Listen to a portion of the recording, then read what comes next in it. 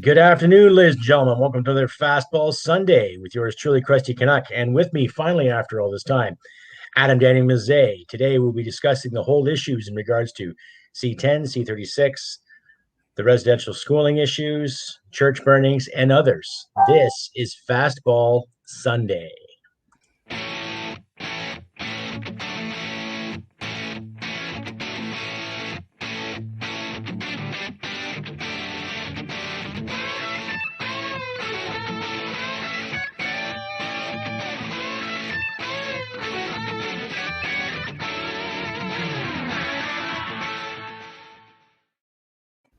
Yes, I like that. You like it? Yeah. I haven't seen that before. That's amazing. Yeah, I have to change it though because Chris is no longer with us. So, but Right. yeah, the guy in Calgary. I just saw an ad in Facebook, and he does graphics and all that, and for a few bucks, so I got it done. So hey, he also did my titles too for the podcast, so we'll get that up and running. But without further ado, ladies and gentlemen, I am your host, Crusty Canuck. With me is the incomparable Daniel Mezei, actor, director, producer, and one of Canada's up and coming favorite sons. So Adam, how you been?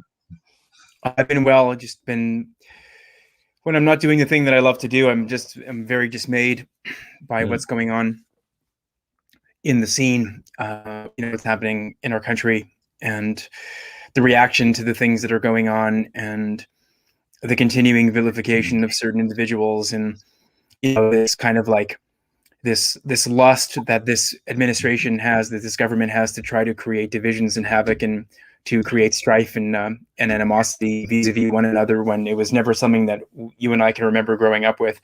And here we are right now living through it. And it's like they're hell-bent for leather. They want to take us in that direction and make us despise each other. And, I suspect some of the people that are kind of like the ideologues in the Liberal Party would just love to see us like belt the crap out of each other on the streets. They won't stop until we start sort of getting to that level of animus. Of course. And then by doing that, they can turn around and justify the ridiculous mandates with guns and protection and what we see and what we hear when they promote that narrative.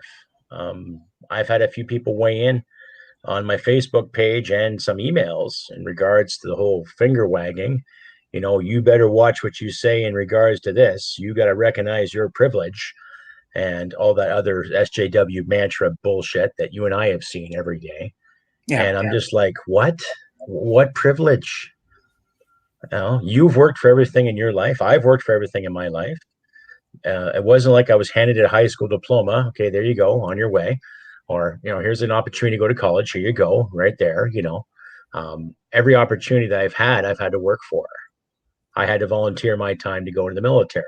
I had to pass the courses. I had to make the grade, whether it's the 60% passing grade or the 95% grade. I still had to do the work to do it. And people forget that. And everyone is just jumping on this bandwagon of, oh my God, the atrocities that happened. We're well aware of the atrocities. And I think there should be more emphasis and more education on those atrocities too. But let's put the race cards away and stop blaming those who are alive, i.e. you and me. The politicians that served, that might still be serving since the 1960s, let's see what they have. What do they know? What does the clergy know? What were some businesses that profited off of that at that time too, who got contracts from the government to provide lectures, to provide educational tools, not just necessarily the Catholic Church, but the Anglican Church, Presbyterian United, not to mention ties to the Church of England and the monarchy too, right? To see who's responsible for that. It's a crime. It is. I agree. It's a crime. But we also don't know what happened to those children or those bodies. Dig them up. Let's find them out.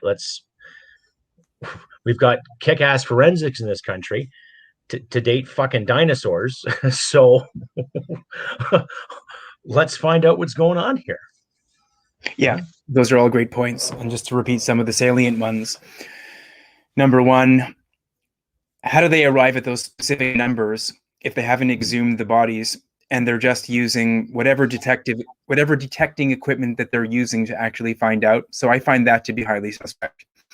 The next thing is, la-di-da, an RCMP forensics person is just kind of digging around in a tract of land, adjacent to these either formerly active residential schools, and just happens to come across a cache or a trove, or we'll call it a mass grave, of an unmarked mass grave, that is, right, of what they consider to be children.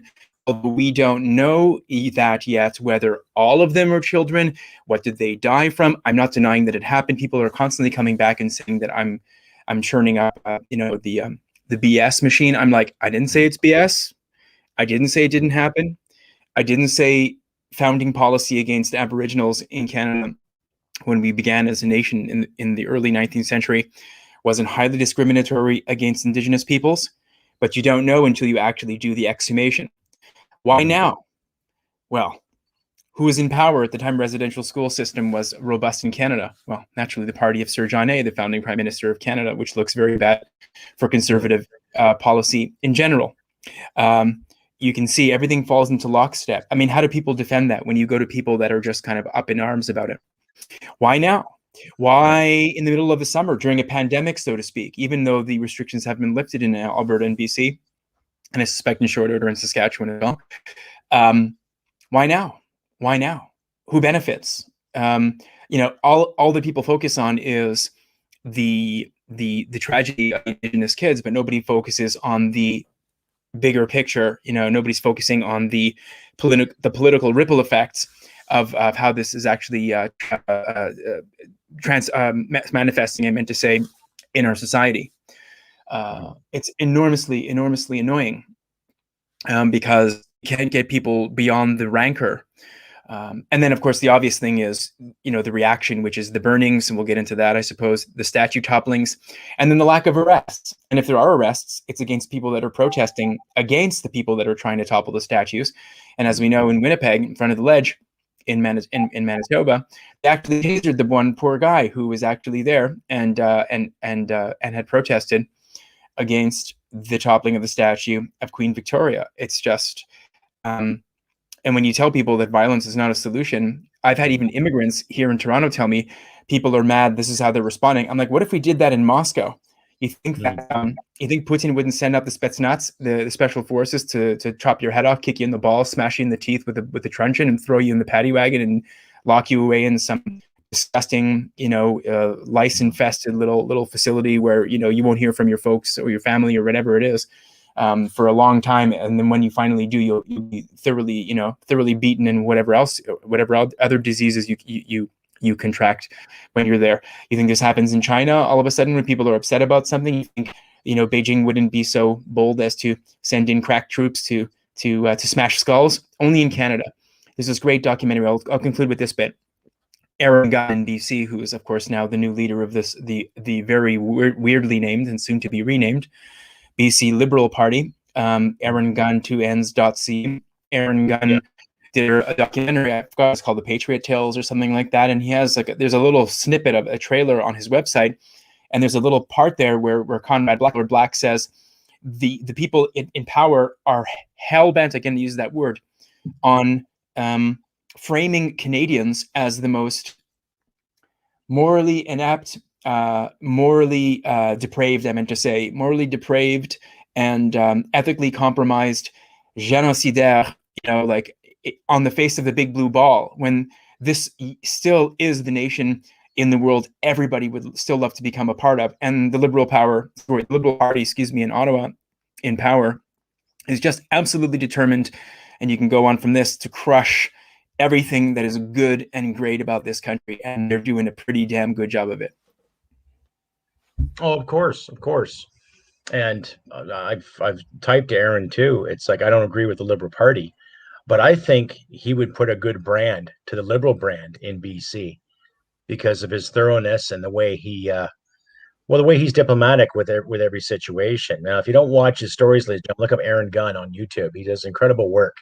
He's a freelance journalist, and he's quite thorough. He did a great story with Ellis Ross, their Liberal MLA from Skeena territory in British Columbia, in regards to fossil fuels and how to get the economy working in favor, especially with Canada's First Peoples in that area, and not just the oil conglomerates, as some would think.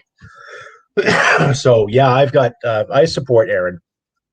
I support his work, and I watched part of the interview with Conrad Black, and we all know Conrad being the criminal that he was.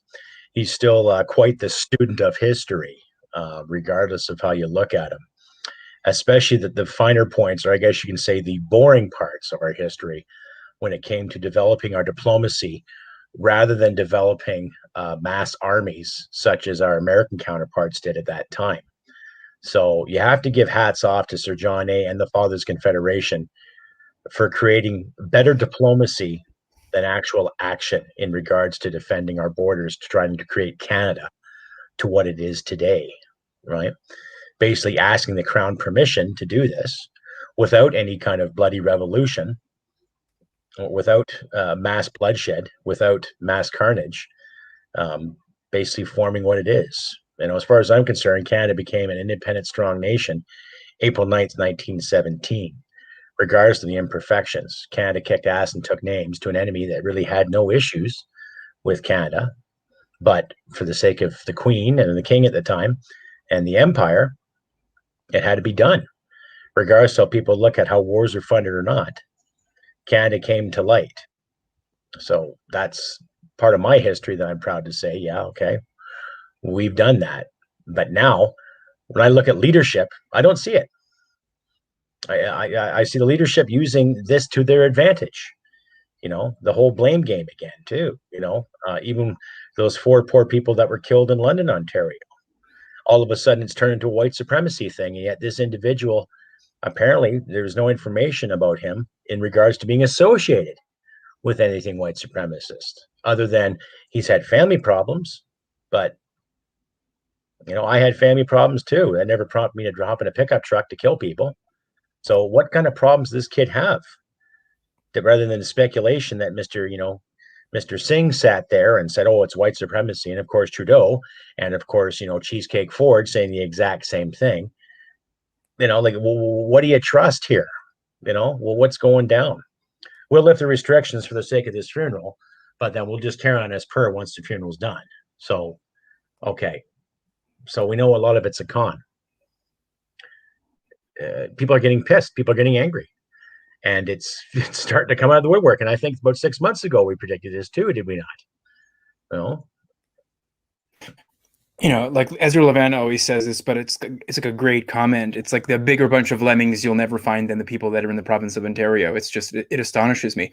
I mean, you're giggling because we still have the damn mask mandates in this damn province. And it's gone to the point of stupidity.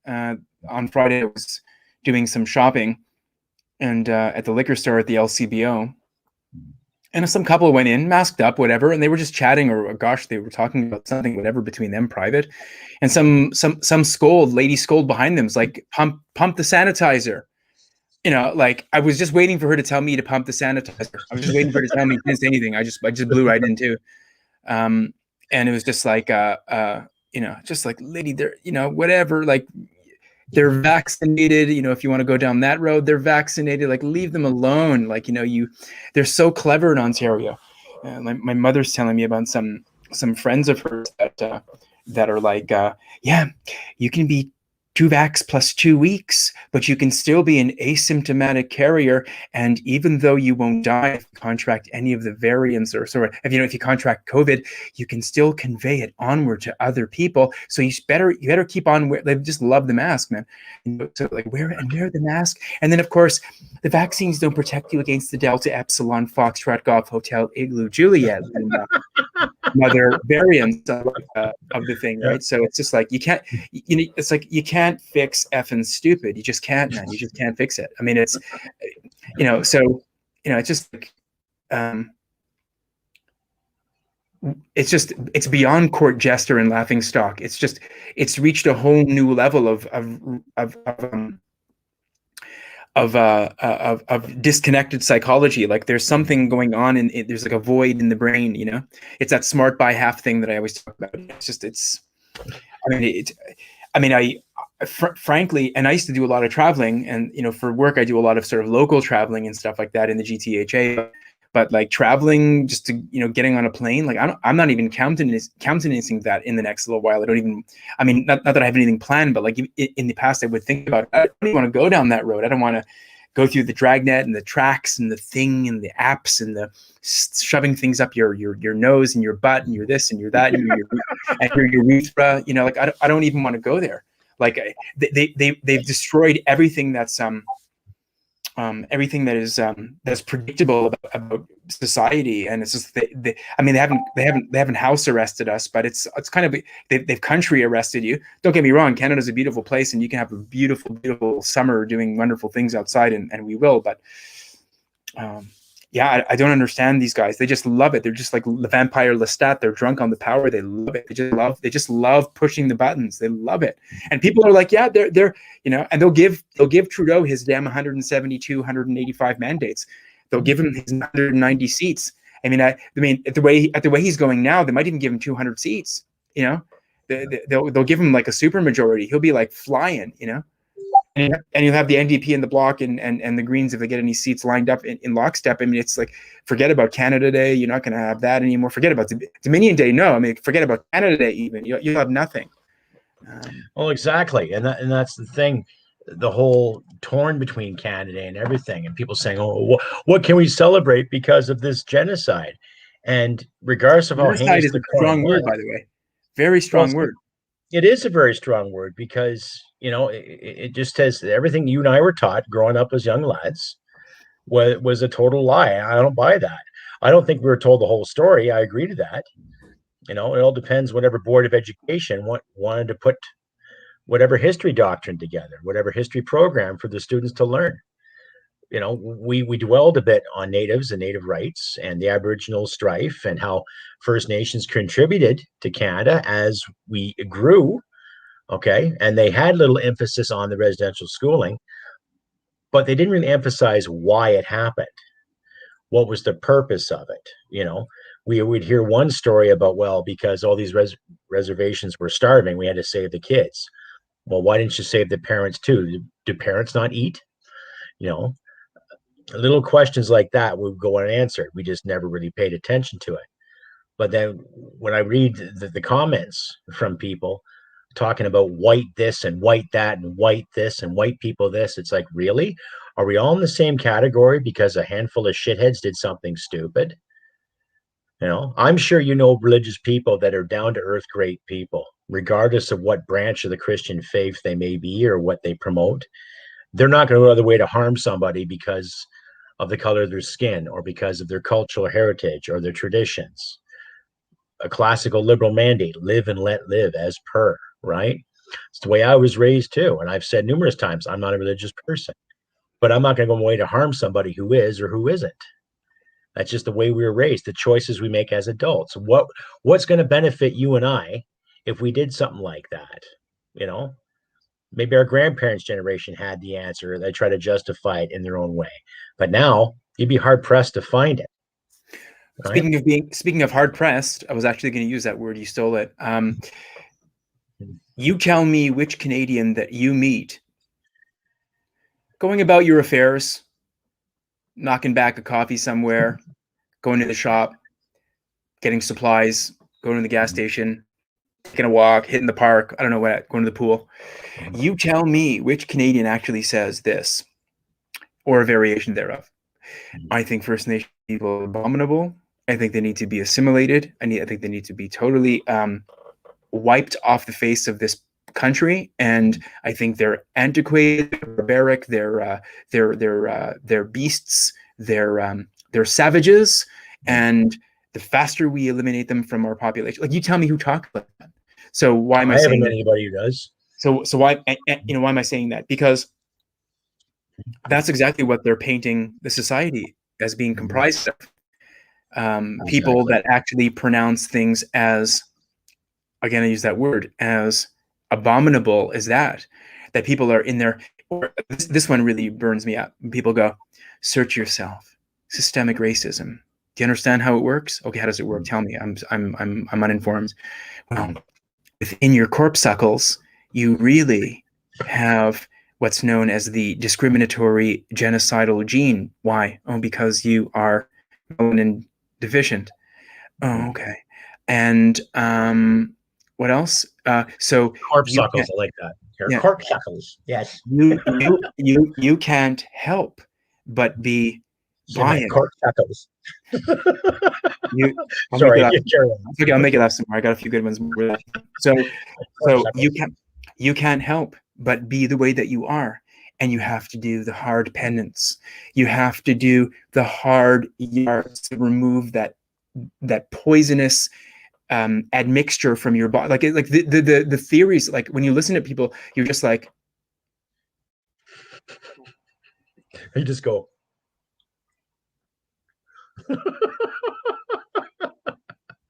It's like that moment, it's like you just made me dumber for some reason. I don't yeah, know. Melkupa, should I, yeah, constantly? yeah, exactly right. It's like Ashura. It's like the Shias, in Iran.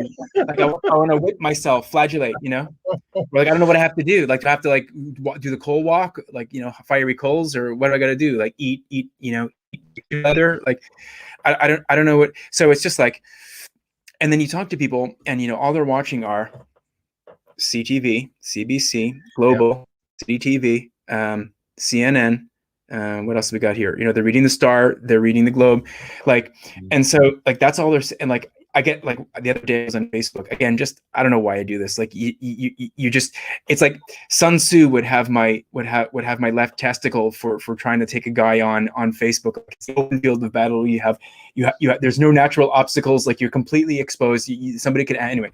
So guy posted a BBC article about the toppling of the statue of Winnipeg, yeah, the one of Victoria. Yes. So I'm like, but no comment, just like he just like link drop, like nothing. There's no editorializing. He just dropped the cut, paste, boom, like a Russian guy that I know actually, who's like 50-year-old Russian guy, literally 50-year-old Russian guy that I know who's in business with me, and he just drops it, and I go, whoa, whoa, whoa, whoa, whoa, whoa, whoa. I mean, if you're just gonna drop on Facebook a mainstream media article, not even a Canadian media organization, it was a BBC article, and you're going to post it, and you're not going to provide any commentary. And I gave him the litany, which I just gave our listeners, our viewers, before. Mm-hmm. Why now? Why that precise number? Are you trying to tell me our RC? I'm just going over it again. Our CMP forensic guy or gal, whatever, or is walking around the field, and oh my gosh, look what I found here.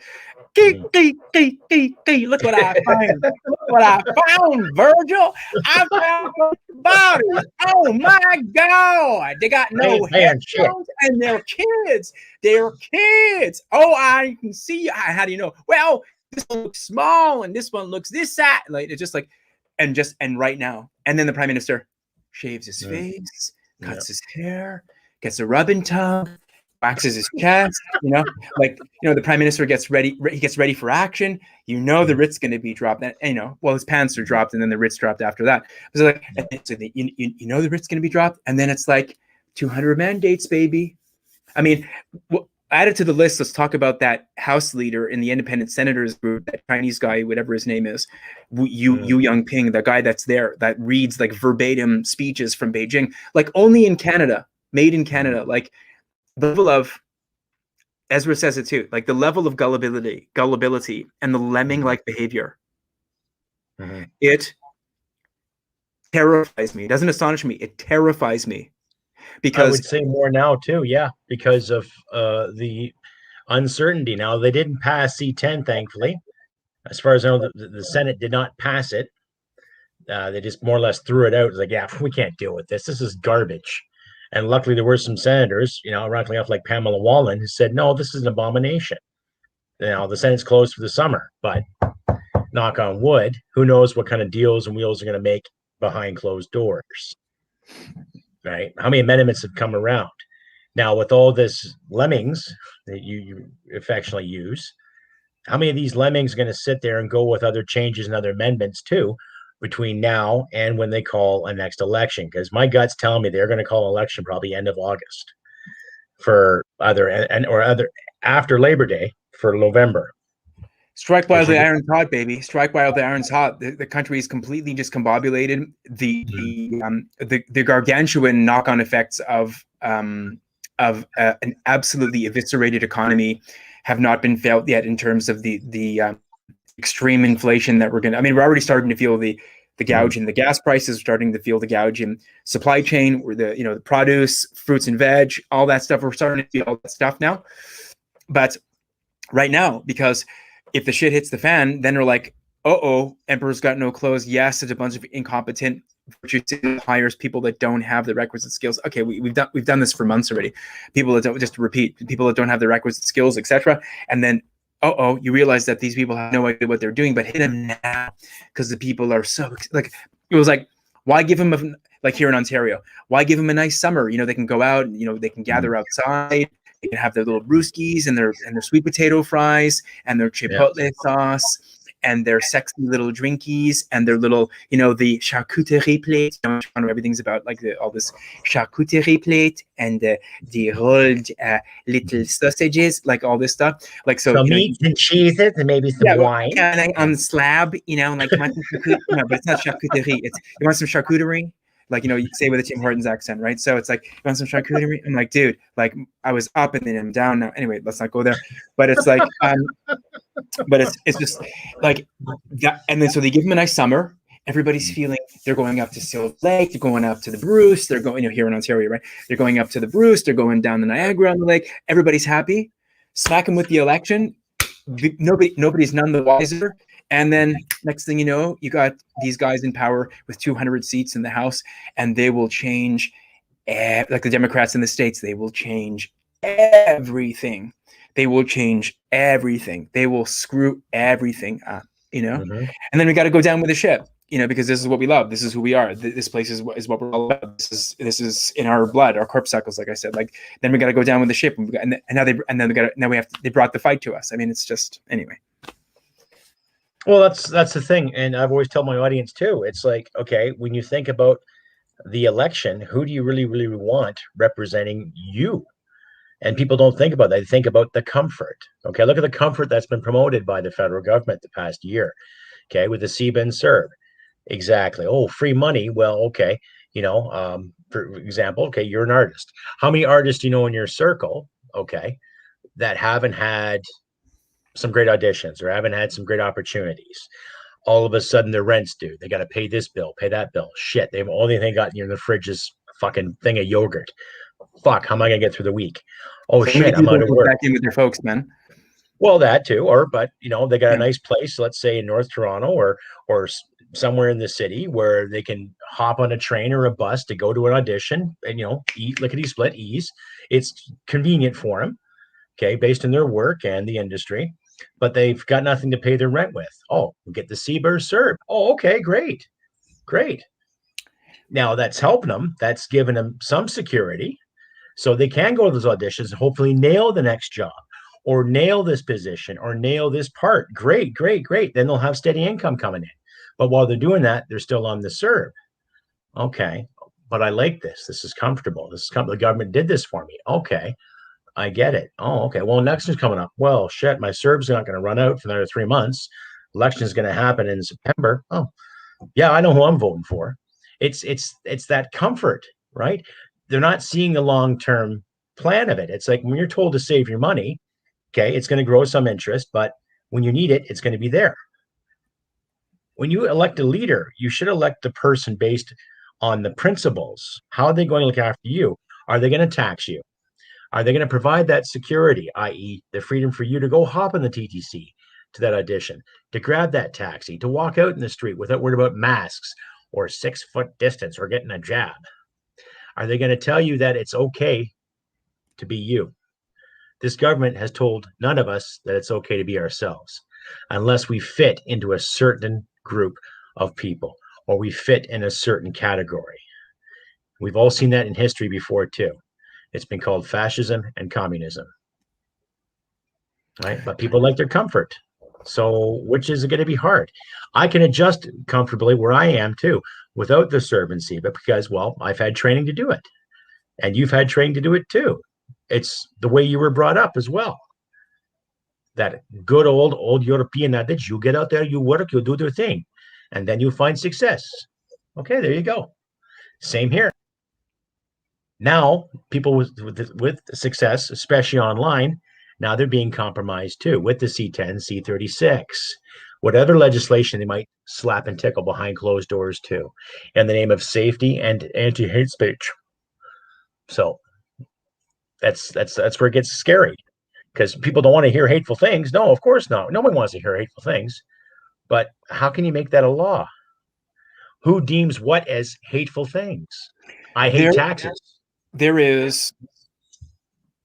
I was on a set last Monday, and I was driving back from Orangeville, Orangeville. I remember Orangeville. Yes, which Orangeville. is about an hour and a half outside of Toronto, Yep. up on Nice Highway town. 400. It is Yep. nice. It's considered a bedroom community now. It's that Yeah. it's like, people that want to work in the city, but they live in Caledon, or they live in Orangeville, whatever it is. Yeah, a good commute. Yep. I was driving back, and Toronto has this very peculiar phenomenon of townhouses. For those of you that have never visited the city before, townhouses actually in the core. People reside in the core. In other big cities in the world, Toronto's a global city. In other big global cities, you don't have townhouses in the core. People live on the outskirts or on the ring, but in the core, it's either dilapidated, it's either government buildings, it's either like ancient architecture, or it's some kind of monumental architecture. People don't live in the city. People live in the skirts, right? People live in the outskirts. They live in the bedroom communities. But Toronto has this interesting phenomenon, and I don't want to get into this whole discussion about why it still has it. But these small townhouses that back in the 50s were probably bought for around 60 grand a piece, that are worth, I think today, like 1.6 or 1.8 million dollars. I kid you not. Mm. So basically, they've been handed down one generation, two, and the people that own them are like the children of usually like immigrants to Canada. So we're talking Italians, Portuguese, Greeks, whatever. And so the grandkids actually own the house, but they don't, and they live in King City, Maple, like in other words, northern parts of the city, Kleinburg, Georgetown, Georgina, excuse me, Barrie, Alliston, like all the big little places with the big plots of land, whatever, King Vaughan, whatever, King City. And so they just come in and collect. And who lives in these homes, which they subdivide into like 4 compartments. Like the basement's got like an artificial drywall that separates it into 2 pieces, and then they've got the upper and the lower, of the house. And it's just it's free money coming in. It's like you imagine like there's every month 10 grand is coming in just on rent, right? Just from all your 4 or 5 tenants, whatever you got living there. There's a point to this story. So this guy, really nice guy, he was my co-actor on this project, and we were driving back I drove him home into the city, and he's telling me, do you know what happens? We were sitting outside. My friend, he goes to me, my friend was telling me that we were sitting outside one night, just talking, drinking a few beers. We weren't boisterous, we weren't rowdy, we were not rambunctious, we were not making too much noise. We were just sitting outside, and we were just having a good wag. And so the lady next door, an old lady who has nothing better to do with her time, the old Portuguese lady has nothing better to do with her time than sit outside and just eavesdrop and stir the pot. She calls the cops on the kids because the kids are just talking after a certain time, or even, I think he explained it to me, not even a certain time, like they were within the bylaw. Like, in other words, you're allowed to make noise up until 10 and then you shut up after, right? So it was like 9 o'clock and they were just giggling and having a good time.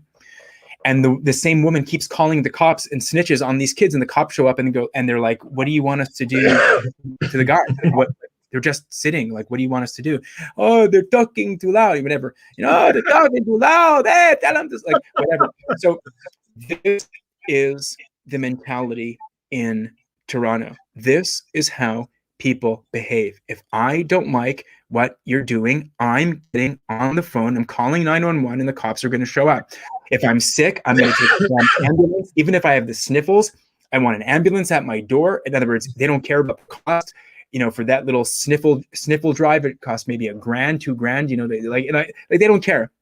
That's Toronto, and that's this city is driving the crankshaft of the clown world. This city is driving the crankshaft of everything that we have been talking about for the last 35 minutes.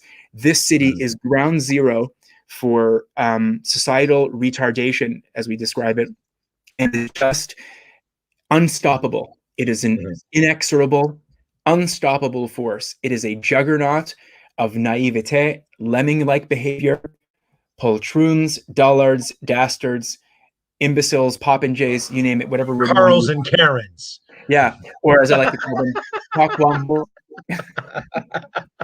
Not now, Carl. But that is what is happening in the city. And when you look at other, even in Ontario, there's other cities that hate this town. Like just go north of Ontario. Like I did a gig in Ottawa and I was coming back on 35, and you stop in these little towns, whatever. It's just, they hate it. They hate the cityites. They hate the cityites. And, like I said, Liberals know Montreal, Toronto, Vancouver, lock those three up, baby, and the Maritimes, and you got the mandates. You got the mandates. And when it comes to election time, no critical thought. Mm-hmm. These are not Americans like that are voting every 2 years. Mm-hmm. I mean, there's 4 years and every 2 years for Congress, right? So it's like these are not sophisticated voters, mm-hmm. as it's been described.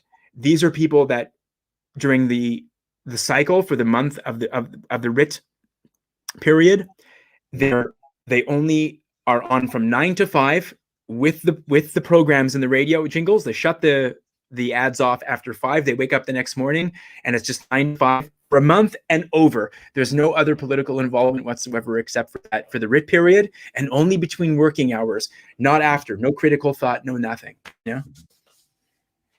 Well, that's what's scary, because we're going to need more critical thought than ever now, too. What's going to happen with this debt? We can get rid of hyperinflation by cutting back from the top, right? That's basic high school marketing. That's the thing. How many bureaucrats are calling the shots when it comes to the dairy regulations in this country, especially in Ontario, the dairy boards? I want to see farmers get ahead, right? But a lot of the city folk, okay, and I will say, because you're from the center of the known universe, right? They forget where a lot of that dairy comes from. And it comes from areas like Orangeville, Alliston, Barrie area. Those southern areas around Lake Simcoe that have flush and fertile farmland are a lot of dairy operations that provide a lot of milk for the city. Okay, hence the Milk Board of Ontario, right? Not to mention the amount of wheat that comes out of there too. Now, there's smaller farms compared to farms in Manitoba, Saskatchewan, and Alberta, okay, but they are just as productive and just as valuable as the 600 acres of beef land out here. They provide something. Now, with the hyperinflation telling people that they can't do this and can't do that because of government spending, that jug of milk or the bag of milk you guys get in Ontario is going to go up another $2, $3, $4, $5. And then what? Right? That's the thing. So people forget that. So when you vote for somebody who's going to say, well, I'm going to represent you purely, then they should ask, what are you doing about the cost of bringing stuff into here? Why is it so bloody expensive for a milk truck to leave Orangeville, Ontario, to come to downtown Toronto? Why is that so bloody expensive? Why is it so expensive to get a nice steak at a Metro grocery store when it's been processed right here in the city from a cow that came from Barrie or area? Little things like that, right? They have to charge the money to keep their product to market because of carbon taxes and other makeshift taxes, because they don't want people to eat meat. Interesting. So everyone's livelihood's being compromised because some shithead in the bureaucracy wants to change the format. That's what it is. That's the way I always looked at it too. They want to change the format. Yeah, but Sarge, you're a certificate, so you're going to look into with a much more macro and granular perspective than the average citizen. The average citizen, it's like that old sort of, that old. It's like, pop open the gas panel and just stick the nozzle in, pump it full of gas, and then drive off after paying your bill. It's running to the supermarket and mangoes, papayas, tomatoes. Peppers, grapes, bananas, dragon fruit. Like, they're here. They're not here. Like, it doesn't, like, I mean, for all they know, I could just snap my fingers and wave my magic wand, and then all of a sudden, the fruits and vegetables appear. Or I mean, it's like Pierre Poilievre talks about all the time. It's just like you keep on adding money to the system. You just keep on printing cash and printing cash and printing cash. Like everything just keeps on going up in price, and of course, like he describes, all the commodities get more expensive. So the people that are holding like assets, or they're holding precious like gold, and they're holding stocks and stuff, all that stuff just backs up in price. The wealthy are making tons of money, and everybody just has to spend more money to get the same shit that they were buying before. The same grocery tab is costing them. You start 25% extra, 35% extra. Nobody's noticing because it's, like I said, it's the gradual rise in the things. Like people are going, oh no, like Canada? No. What do you think this is? Soviet Russia? No. You think this is China? No, it's Canada. This doesn't happen in Canada. Are you kidding? Like you tell people that are older, because they can't believe that we would actually be doing that volte-face, that about face for that type of system. It's not going to be the same story, folks. You're not going to have people in leather coats walking around with truncheons and batons. It's going to be much more insidious than that. It's not going to be people coming around and saying, like, we always make this joke, right? It's like, coming around with the papers thing and like tripping you up and checkpoints. It's not going to be like that. It's going to, they have all the tools at their disposal. For crying out loud, people are loving TikTok. People don't even know where TikTok's designed. TikTok is code written in China. You have no idea what they're grabbing on you, and what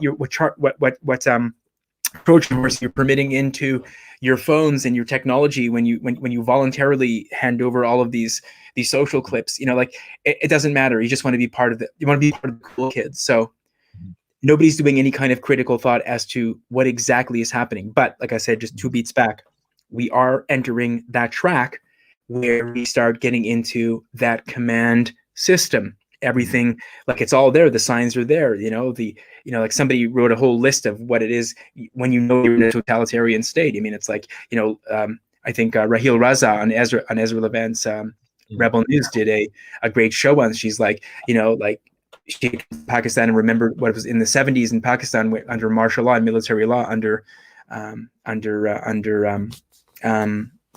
I'll remember the name of the.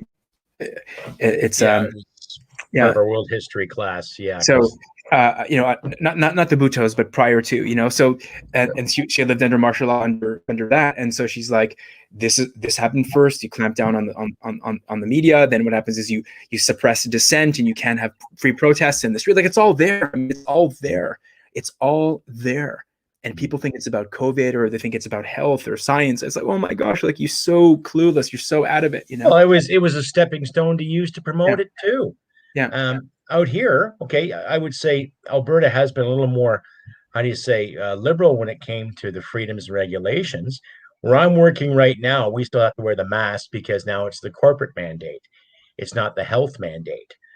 So I've talked to my employer about that personally. We've had, a heated exchange. There's no animosity there. But I told her, it's like, we got to find the facts out first. Okay, well, it's about the job and security image. Exactly. The image. You nailed it right there. The image. Okay. If customers can walk into the store now with no mask, that's fine. That's fine. But I told her, it's like, I get a good point where I'm at the shift and the mask is driving me nuts. It's just coming off. That's it. It's coming off. And I'll put it back on again, let's say, in time. But in the meantime, until we're told we're getting a clean bill of health, this is how it's going to be. Because it's not a matter of the image. It's about my personal health now too. And some of the staff stood up and said the same thing. It's our personal health. So we all know it's not the beer bug. It was used as a stepping stone now too. And a lot of that light's coming to surface too, with hearing more claims about the AstraZenecas and the Modernas getting blood clots. I'm sure you might have seen the story of that lady with Ball's policy on her face. I think it was City TV that put it out there. She's basically talking to the side of myocarditis. I mean, there's all kinds of other stuff. Yeah, I mean, and things that they don't know, things that you don't even know how to name, and knock-on effects that we don't even have a significant amount of trial one way to be able to determine what's this and what's that. I mean, it's just the fact that people are not cognizant about what's going on and oblivious to the small steps is very disappointing. It's very disappointing to be living amongst people that the thing they want to talk about are the kids. It's the kids, Johnny. It's the kids. It's the kids. Oh my gosh, the kids. Oh, I know. it's like, like you didn't take the little magic-y wand, like the guy, like the perv on the beach, looking for the gold rings and stuff like that. I mean, I hate to be literal. I'm just saying, like, you're not the guy that went with the whatever thing that they're using to survey the tract of land there outside of Kamloops at Marival, or it's Cowessus. I like to call it Cowessus. Yeah, it's outside of Kamloops, that, and place in Manitoba and Saskatchewan as well. You're not the guy. I mean, you didn't go. Did you see it? No, they told us. Who told you? Oh, the CBC. Oh, no, the CBC is absolutely objective. I mean, 1.6 billion from all. Of course, they're objective, dude. Like I love when people come to me. The CBC said, "Oh my gosh, are you kidding me?" The CBC said, "Oh my goodness!" like it's just like, but it's just like I'm like, and then you go, "What's the CBC?" "Oh, it's the national broadcaster." "No, it's the state broadcaster." "No, it's the national broadcaster, public broadcaster." I mean, oh my gosh! Like I happened to hear it. I was somewhere. Somebody had queued up the classical music program on CBC. I'm like, get this shit off the radio now. Like now, I don't care if it's Bach or if it's Baroque music or beautiful medieval era, like harpsichord. Get it off. I'm not listening to it anymore. Very unsophisticated electorate. So what you're saying is you get angry now when you hear the CBC. I don't want it. I don't want it in my ears. I'm like, it is a vehement protest against these guys. I mean, just the mere fact that they took the Conservative Party to court during the election last year, and Scheer would still talk to them. He would still get down on his knees from his 6'5" frame and take their one-eyed wombler and deep throat it. Like the fact that he would do that and willingly and enjoy it and do it repeatedly. Why am I having a visual of that all of a sudden? And he would do it repeatedly. Yeah. Like, and it's just like, and they're like, I don't know how they can compartmentalize and go, no, the lawsuit is here, and then the electoral campaign, like if you did that to me, it would be like omerta. It would be like your balls off. There'd be a horse head in your bed, like I mean, I team a Scorpio type of approach, which is like no take no prisoners approach, but just like, how are people okay with us being such wimps, such simps or gimps, or change any consonant in front of the word because they all apply, and then the people that want to say something, they're like, they're just like, yeah, whatever, leave it alone. I don't want to get into it. I'm like, and it's happening, it's happening day by day, and we're living through it, and then you'll wake up after the next election, and you'll see the Liberals will have, like I said, 200 seats in the House, and they'll have the upper chamber locked up, and they'll have the judiciary locked up, which we don't have in any way, shape, or form. Zero congressional review as to our judiciary. They'll have everything locked up. They'll be able to do whatever they want. They'll be able to cancel whatever they want. They'll be able to put a dragnet on whoever they want, and people will be like, but at least we got our summer patios and our charcuterie plates and our hummus, our squirrel hummus, and our snake venom margaritas, like whatever ridiculous things they come up with in Toronto, like our cracked our pulled pork sandwiches and our pork crackling on our mango frozen yogurt smoothie, slapdash. And don't forget about the raspberry rattler. That craft beer is delicious. That's right. And slapdash with a little nutmeg spice, like whatever they come up with, the chefs in Toronto with all their fancy restaurants, whatever, palm trees and cream, whatever. But like the kids are so fucking out to lunch because all they want to do is they just want to be, they just want to be part of the of like I said, you want to be part of the cognoscenti or the cool crowd or whatever, the what do they call them? You want to be part of the echelon, the normies or whatever. Yeah, you want to be part of the normies. Anyway, just want to join all the cool kids because all the cool kids are doing it. So hey, that's the thing. Yeah. Oh yes, and Jeremy Jackson says, "Don't forget the tartar." Yes, of course, the tartar. It's like you go to these pubs in like downtown Toronto. There's one on Wellington and Portland. It's called the Wellington Pub, but the way they brand themselves is pub grub with flair, something like that. Like I think it's like their tagline. It's like, just give me some sweet potato fries and a burger and a beer, man. Like fuck off. Like or like give me whatever. Like I want like potato chips and drench it in gravy. No, we are pub grub a step above. Like everything in Toronto has to be like a step above. You know, with an extra $40 tacked on plus 25 for the girl that served you and 10 to the busboy and whatever. It's just like anyway.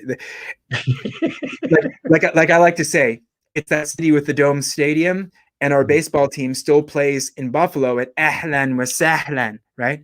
It's called Salem Field. I call it Ahlan wa Sahlan, which means hello in Arabic, by the way. So, like our baseball team, as opposed to the other 29 teams that can play in their own stadiums with 48,000 people packed into the gills with zero masks, the government is thinking maybe the Blue Jays will play at the end of August at the Dome. Maybe if you're a good boy, So sick of it, yeah. man. And that's how it feels too. Even out here, like I said, some of the restrictions have been lifted, but during the whole time when the restrictions were, to quote Robert Downey Jr., full on retard. It was ridiculous. People getting ticketed and fined, pastors getting arrested, not just, knocking the door, we're going to take you away, stopped on a main street, on a public road, arrested by 8 people. Style. Yeah.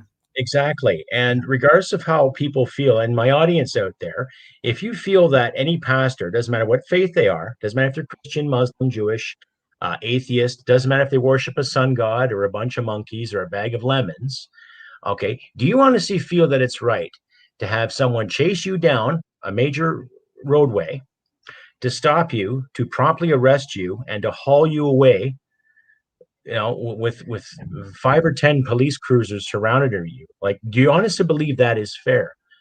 Okay. When I talked to Artur Pawlowski on my show, he more or less told me what he was doing. This guy was out there feeding people on his own dime, his own efforts, from donations he received from not just his parish, but from people that donated to his cause, feeding the homeless. Now you have a mayor like Mayor Nenshi, who said that all the freedom marchers, nothing but white supremacists, going out of his way to penalize this individual for what he did. Defying the lockdowns were justified, period. Regardless how you feel about it. Whether you go to a church or a mosque or a synagogue, okay, it doesn't matter. We still have the right to worship regardless of what's going around. And they made him an example because of the strong hand of the government, which was a bloody fucking con. Pardon me swearing. It's my show. I encourage people to speak their minds. Look at where it's going now, too. And a lot of these tickets are going to court, especially ones in Ontario, too. That gentleman in Elmer, Ontario.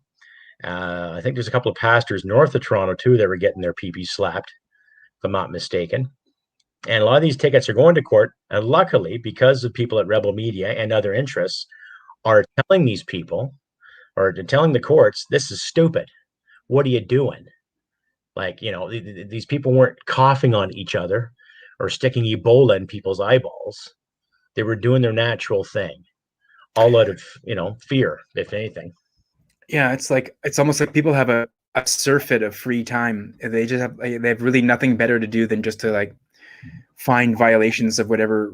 Everything's fluid. Like the bylaws and the laws are constantly flipping and changing, and they're being called into question, and they're being challenged, and they're being struck down, they're being resurrected. It's like it's moving so fluidly, so quickly. You have no idea. You can't even keep up with it. To the point where like people could be coming back from somewhere and the law changes while they're on the plane, and they touch down, and the law that they were expecting to encounter when they touch at the port of entry is like a completely different law.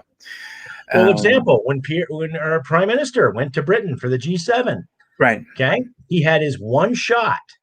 Okay, he came back. He stayed in Ottawa 13 hours, apparently in a hotel, a quarantine hotel. Then went back to work. Okay, and then not even 3 days ago, it was on the news, him getting his second shot. But first of all, that second shot is also questionable. Why?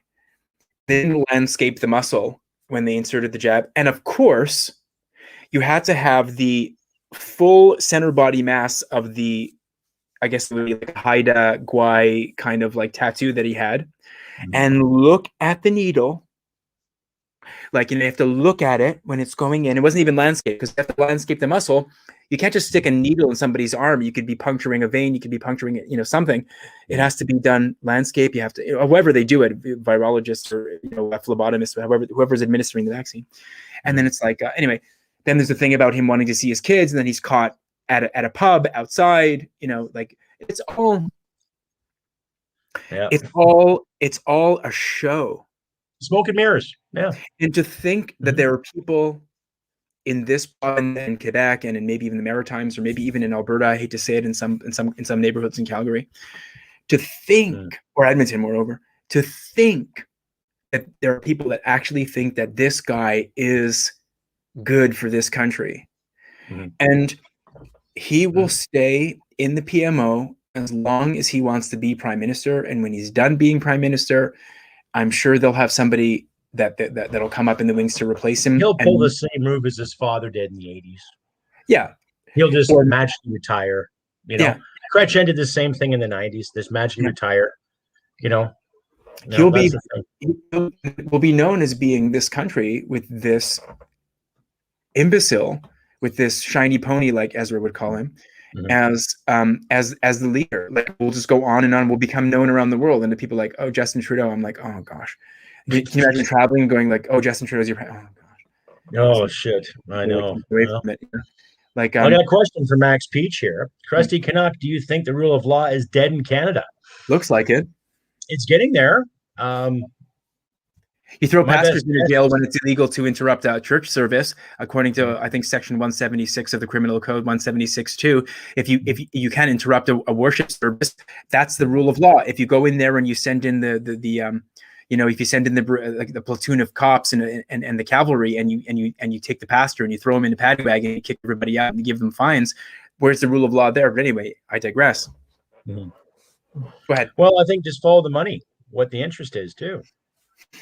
Who's to say that behind closed doors, any premier said to any chief justice, I'll do that thing you like if you do this. I'll do that thing you enjoy if you do that. Oh, I can't see your hand. Oh, yeah, I can't. Yeah. How's that? Oh, yeah, you're right. Tickle the taint. Slap and tickle. What a slap and tickle. You watch the football, have a slap and tickle, eh? Yeah. Tickle the taint. Apples and pears. Yeah, exactly. So that's the way I look at rule of law. Like Garnet Genius or Jenna said the other day, it should be respected, but we're not seeing the law as respected.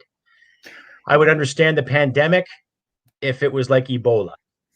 If this pandemic was an issue where it's, rapid, people get sick, and 3 days later they die, I can understand the restrictions in that. But we all know a respiratory infection affected people with resting conditions, i.e. people, especially over the age of 80, that were in these LTCs, people that are already sick. We understand that. Okay. But the way a lot of our judicial systems acted, I would say very, very unprofessional, extremely unprofessional. Let's hurry up and do something about this to win brownie points. So in case there is another election, we might get some other incentive, slap and tickle. So, hey, I mean, it's like a broken record, brother, because we've been talking about this stuff for months, and we come at it from so many different angles. Like, you can enter Rome through this gate, through that gate, through that gate, through that gate. Like, it's the same shitty city. And we're just coming in through different gates. Like, we're so tired of describing it. I mean, like, oh my goodness. COVID is really smart if you take your mask off and you take it off for 2 seconds and you take a bite of your charcuterie plate or your sweet potato fries or your steak tartare or your pulled pork sandwich. It doesn't get you, but then you put the mask back on it. Or like I don't know what. Like, if I stand from you 6 feet apart, it doesn't get you. But if I close in at 5, it might get you. Like, But if I get you, like, just all these little, like, the stupid things, or it's like the whole. This one really gets me. It's the charade of going to the presser, and then when they speak, they take it off so you can see their mouth moving, and then it comes right back on again. And then they ask to answer a question, it comes off again. And of course, COVID never gets them when they take it off, because it's not supposed to get you when you're providing a sensible answer about science. Then it goes back on again, and then take it off again. It's this whole little like, around the loops in the ear. Professional. You got like one in the pocket there. Sounds like a Tim Conway skit gone wrong. When Biden puts it on, it goes over his eyes. He doesn't know which part of his body to go on. Anyway, we're tired of this already. But again, back to the point. There's no clear opposition in Canada. You know, like, again, Conservative Party of Canada provides some measure of pushback, stealing defeat from the jaws of victory, baby, as usual. You know, we're going to go through another one of those. I'm not saying I'm supportive of the Conservative Party, but we're going to go through another one of those dark 5-6 year periods again with like a leadership review, and Aaron O'Toole just wasted the last 3 years, you know, of doing nothing and nothing of any consequence. And, you know, whatever, the Liberals will take it as a signal that they can run a roughshod over Canada again, you know, do whatever they want, change this, change that. It's all in the pipeline. And that's the thing. So it's either pre-planned or predetermined or best guess scenario. You know, GDR the maker, now that the state of emergency is ended in several provinces, doesn't that remove their emergency use of approval for vaccines, making them illegal? Good point. But which provinces is it? So it's BC, Alberta, what else? Can somebody name? Manitoba's still up in arms, are they not? I think Manitoba. Go ahead. Yeah. I think Manitoba. I can't imagine them having relinquished any of the control power. That guy's horrible. Pallister's rotten. He's worse than Ford. You know. I can't imagine Manitoba having released anything. I mean, like certain maritime provinces, but maybe not. I don't know. It's just they have people so wrapped around their finger. I mean, with all the terminology and the language. What did somebody say to me? Doesn't asymptomatic mean you're healthy? You know, like people say I'm asymptomatic. I'm like, you're healthy. Excuse me? Oh, you're healthy. You mean? Is that what you mean when you say asymptomatic? Physically, it's basically saying, well, here's a cast for your broken arm, just in case you break your arm. Okay. You know, like I just love it. Like they love the mask so much. They're like, I got my 2 shots plus 2 weeks, but you still need to wear the mask because you never know when you get the variant. And hey, I don't know if exactly. I don't know if I want to give. I might be protected, but I don't want to give it to you. So maybe I need to. But wait a second. You can give it to me. I'm fine. I don't want to wear. Like, let's just meet. Like, I don't care. You can give it to me if you want. I won't hold it against you. No. You still have to. You know, I have to pre-clear. Like, you know, my mom's in her 70s, and there are friends that they pre-clear. She's like, you never got asked by somebody before you met them if you've been vaccinated? I go, yeah, I go on some film sets and they ask me, but I quickly change the subject. I don't talk about it. Obviously I haven't touched the damn thing. I'm not going to touch the damn thing. And like people will ask me and I'm like, you know, if push comes to shove, I'm like, no, I don't take it, you know? And then I just get over that. Like I get over their rebuttal. I'm like, if you're vaxxed, so what do you got to worry about me? You're bulletproof. So I'm good. Like I'm fine. I don't feel like I need to. So if you want to do it, be my guest. You're allowed to do it. I'm not going to go and do it. You know, like if you're bulletproof, why are you so up in arms? Why are you so hot and bothered? You know, why are you so Karen-y with the sanitizer pumps and the other creams, gels, and Karen and Carl, yes. All the Karens and Carls out there. Yeah, that's Carl with the K, by the way. That's not Carl with the C. Yeah. By the way, Deborah Lopatriello, she's the patriot. Lopatriello. The one-handed injection, like throwing a dart. Exactly. They didn't landscape the muscle. They just pump it in. You don't even know if it goes in. It could be one of those retractable little sort of like gag needles that like it doesn't go into your body, you know. And then you know you get. The phlebotomist goes in and looks like really close at the muscle, and then Trudeau's like, look at the needle. Look at my shoulder. Yeah, and you got to turn, angle the tat in, so you get the tat, you get the full profile of the winged pterodactyl, whatever he's got there, you know, on his arm. I think it's supposed to be a thunderbird. Yeah, and turn the head so you see all the you see like the hair, and then the clean shaven face. Like it's all there. You know, the Pert Plus ad at its finest, eh? And it's just like, no, that's not for the cameras, no. And then you're like, and then people will be like, yeah, we know it's for the cameras, and I'm like, you okay with that? They're like, yeah, it's good. I mean, he's the prime minister. He has to. Like, I love when people go, they make excuses for him. He doesn't have to do anything. People make excuses for him. Oh, he's the minister. He has to. Like, he didn't quarantine properly. Yeah, but he's the prime minister. He doesn't have to do it. Or you have people that say. I remember when Mezei went for the Leafs Canucks, sort of Habs first round of the playoffs, and he's asking people, he's like, come on. The people that he's interviewing in the Vox Pops are going to him, come on, we know the players have special privileges. What are you so upset about? Like they're telling him, the journalist, What are you so upset about? The players have special privileges. Come on, we knew that. It's all about the money. Why are you so upset? I'm like, so I have to walk around with a face diaper in the Bell Center, and then these guys can go into these exclusive restaurants in Montreal and be served on hand and put by waiters in masks or whatever it is, and they get all the premium dishes. Like the people are doing the debriefing for the leaders. The leaders don't even have to do the debriefing. The people can tell you why Theresa Tam and David Williams and Barbara Yaffe and Henshaw and and all the crazies. They'll tell you what their job is. I'm like, wait a second, let them tell me what their job is. No. Her job. I'm like, okay, that's what I mean. This Canadian smart by half thing. You know what I mean? Like it's just like we're so smart here. We got all the answers. I get somebody sent me something recently on Facebook. Did you know that 75% of the COVID cases now are from people that are non-vaccinated? I'm like, where did you get that stat from? Crickets. Yeah. Like, yeah. I can show us the evidence. Yeah. I can pull numbers out of my butt too. Did you know that 85% of the retardation cases come from 3/4 of the Canadian population in the east part of Canada? Shit. Like, what did you say? I'm like, that was inbreeding. Yeah, Saniko says plenty of videos showing fake shots by politicians.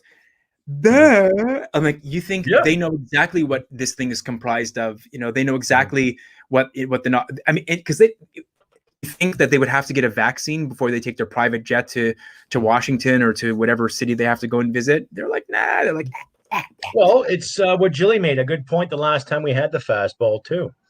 She said leadership should promote the simple thing. It's like, well, it's what we were taught in the military. You're doing something that's going to be beneficial to your group. You take the first shot, right? When they even first suggest this, when this first came on the market, I would say all leaders should have been on the stage and received the shot, not the fake, PERT plus moment that we just discussed, but the actual have a medical practitioner sitting there administer the whole shot, right? But no, we didn't see that. We saw the facsimile of, it looked like it maybe, but then again, like I said, Justin contradicted his own quarantine laws. He was in a hotel for 13 hours after receiving just his one shot, and then he was back to work again. A gilded cage. He's got caviar probably waiting for him in the little fridgey. Oh, yes. He's got little bottles of Veuve Clicquot to like deploy. He's got little shot bottles of his favorite schnapps or his favorite vodka or his favorite whiskey shots there, all lined up. For him, it's like going in for a 13-hour watch. He's going like anyway. Oh, well, 13-hour rub and tug. Yeah, who knows? I mean, you have no idea what's going on in there. It's just like like he comes in through a special entrance, he leaves through another entrance. You have no idea what he's doing in there. Nobody can watch him. Nobody can go in. The mainstream media asks softball questions. They do all like I said, they do all the debriefing and their interference, and they hold the water and they bend the knee for these guys. So they'll do anything that'll actually make sure that they stay solvent and employed, and they're not going to ask any hard questions. Oh, exactly. They're not going to do any of the hard yards. It's going to be people that are going to be basically persecuted, like the guy in Winnipeg that protested against the toppling of the Victoria statue. He's going to get tased, and he's going to be thrown into the clink, and he's going to be brought up on criminal charges, and he's probably going to have to go and spend a lot of money to defend himself in court if he didn't have any long-term damage from being shocked at however many of volts the taser is. I mean, it's just, man, I mean, if anybody does see what's going on, I can't help them. I mean, you can't help people like that. That's what's scary. Just in from Canada, I heard 2/3 of people are reporting mental illness. This is our liberal women. Oh, don't tell the feminazis that one. Oh, that was that's classic. That's classic. I like that. I'm not worried much about that. I mean, I'm worried about like the clear and present danger. Like if we're going to prioritize and do like a military triage, like that's not a concern right now. The concern is like you got these guys that are just like running roughshod over the whole thing. I mean, they're doing it like they're doing it brazenly to your face, and like they're like, come and stop me. Forget about the thing about PET saying, just watch me, right? Like that famous line that we saw on of the house in Ottawa. But it's more like, I can do this and you can't stop me. In fact, you'll love me even more when I'm just absolutely recalcitrant, when I'm prodigal. You'll love it even more when I'm prodigal, when I overspend and I mess up and I wobble on the stage, or another allegation comes out about something else that I like. You'll love me even more. I mean, if it's like any other, despot or tyrant, you keep on feeding them. Mm-hmm. You feed them. They're like their own self concept of messianic ilk. Like their visions are blessed from providence itself. All it does is it just fertilizes that in a way that you don't want to be gratifying that. You don't want to be fueling that. And this guy, by his very nature, because of who he is in terms of his pedigree, you've fed his ego to the heavens. I mean, it's like he's out there floating in space. It's just unbelievable. And he'll get another series of mandates. And how can people see that is not good for our nation, for our heretofore stoic? Well, the mandates he humble, incorporated already too. That should be proof worthy enough. And for any politician to table any kind of legislation in regards to censoring what you and I see or hear or do should have been warning enough for the majority of Canadians. It should have been, and ironically enough, it wasn't. No. I mean, you're really giving people the benefit of the doubt. Again, we're the cognoscenti. We're the people that are studying these issues. We're the people that are watching the shows. We're watching the YouTube videos. We're watching the Rumble videos. We're watching the BitChute videos. These are people, and all of your esteemed viewers here on the right side of the screen, all these people are in the know. We're in the know. We're all sort of singing from the same hymn sheet. We're all going to the same protests. We're all reading the same blogs and going to the same websites. Canada doesn't seem to think there's anything that is highly untoward about any of this. Forget about the smoke and mirrors trick. There's people that think that none of this stuff is particularly bad.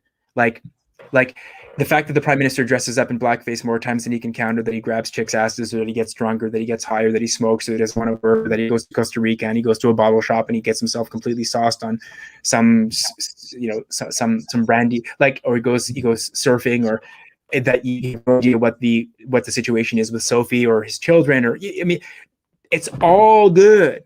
Like, it's all good. It's like nobody wants to talk about that. Everybody wants to talk about the pandemic. Everybody wants to talk about how bad the so-called far right is in the States. Everybody wants to talk about how stupid the Americans are for opening up their stadiums. Everybody wants to talk about how bad all the despots around the world are. Bolsonaro, Netanyahu, formerly, you name it, all Le Pen, all the hardliners, whatever it is. Like, nobody thinks that there's anything wrong with this guy at all. The people that are still fawning over him and singing his praises, he could show up in this riding for oppressor, and you'll have people that'll show up and want him to autograph their buttocks, fucking selfie or what have you. Yeah, buttocks. Like, can you sign? Oh, yeah, I'm not gonna wash my hand. Like, whatever. It's just like it's insane. How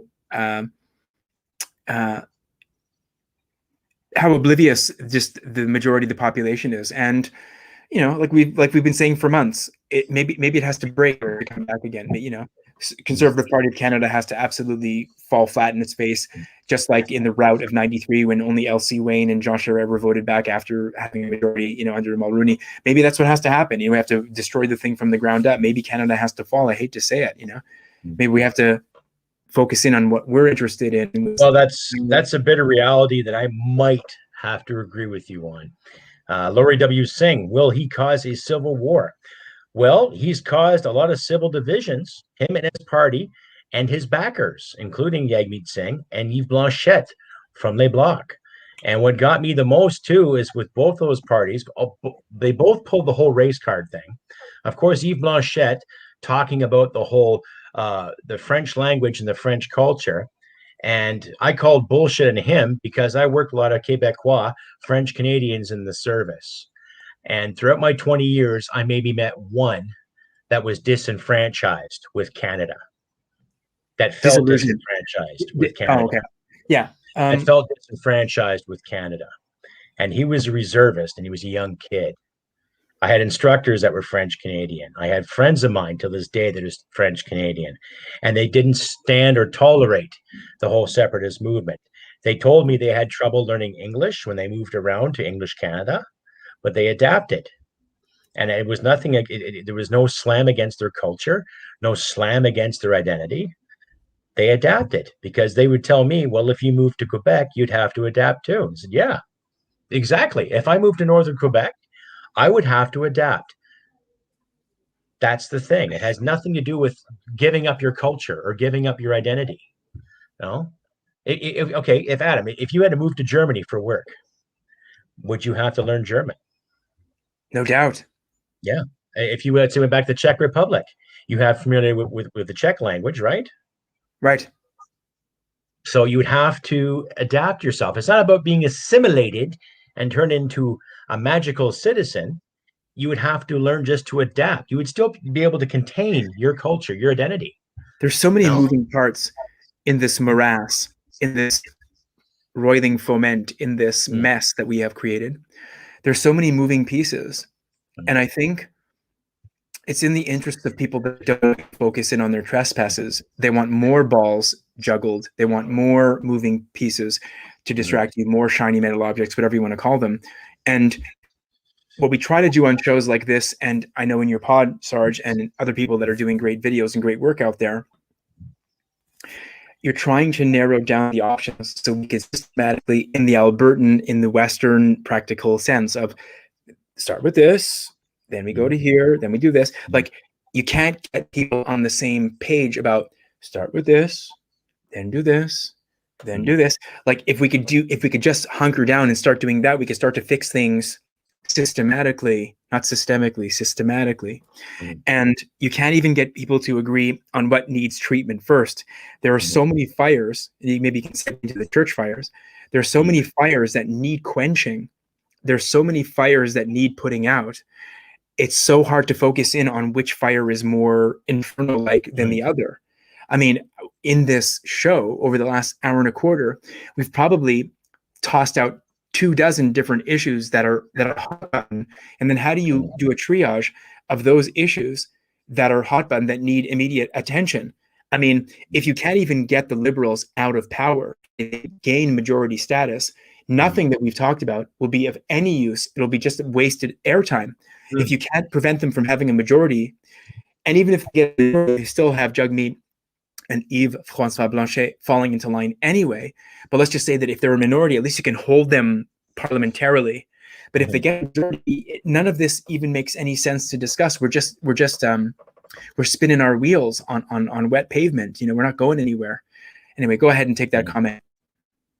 Yeah, Justin from Candia again. The media makes such a huge deal. Candia. Oh, that's right. Canada. Yeah, sorry. Yeah. Canada. The media makes such a huge deal about attacks of Muslims while downplaying church attacks.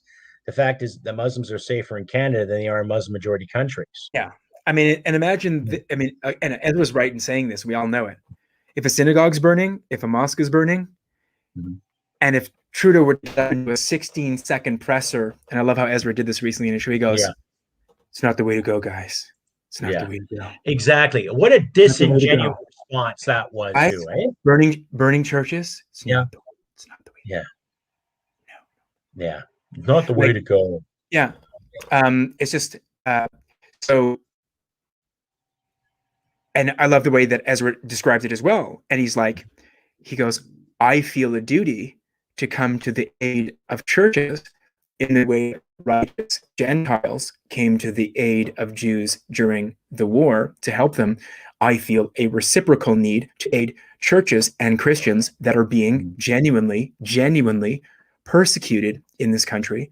And that's a beautiful way to look at it. It's a beautiful reciprocity. I think it's just an amazing sentiment. I mean, I don't know if people know that. I mean, I'm not, and I'm going to take Ezra Levant's word because I can't imagine why he want to lie about this. He's taking $10,000 of his own money to pay somebody who tips off Rebel News, who is the instigator of most of the church fires or any church fire, he will pay a reward of $10,000 to somebody so that they can actually launch a prosecution of this.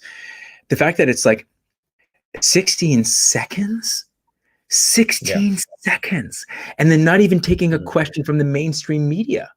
Like nobody even wants to ask. And then people think it's okay. People think it's okay. You fucking immigrants in Toronto that are saying people are mad. They want to take out their anger by fucking burning churches and by toppling statues and punching people out in the street. Like, what the fuck? Where the fuck did we get to in this country? Well, that's what I was saying in my last episode too. It's like I can understand the anger and the frustration towards the church because of what happened in the past. Like I remember, I'm sure you remember when we were kids when they brought in Sunday shopping back in Ontario. The outrage! Oh my goodness, we can't do this. This is the day of wrath. Remember Paul Magder? Remember Paul Magder in Spadina? The first owner. He's the guy that launched a lot of that the Sunday shopping. He you know, people today like they still gather and they get like, you know, how the people that are collecting like at all the over masks Sunday protests, you know, in Toronto they were meeting Chris Guy, etc.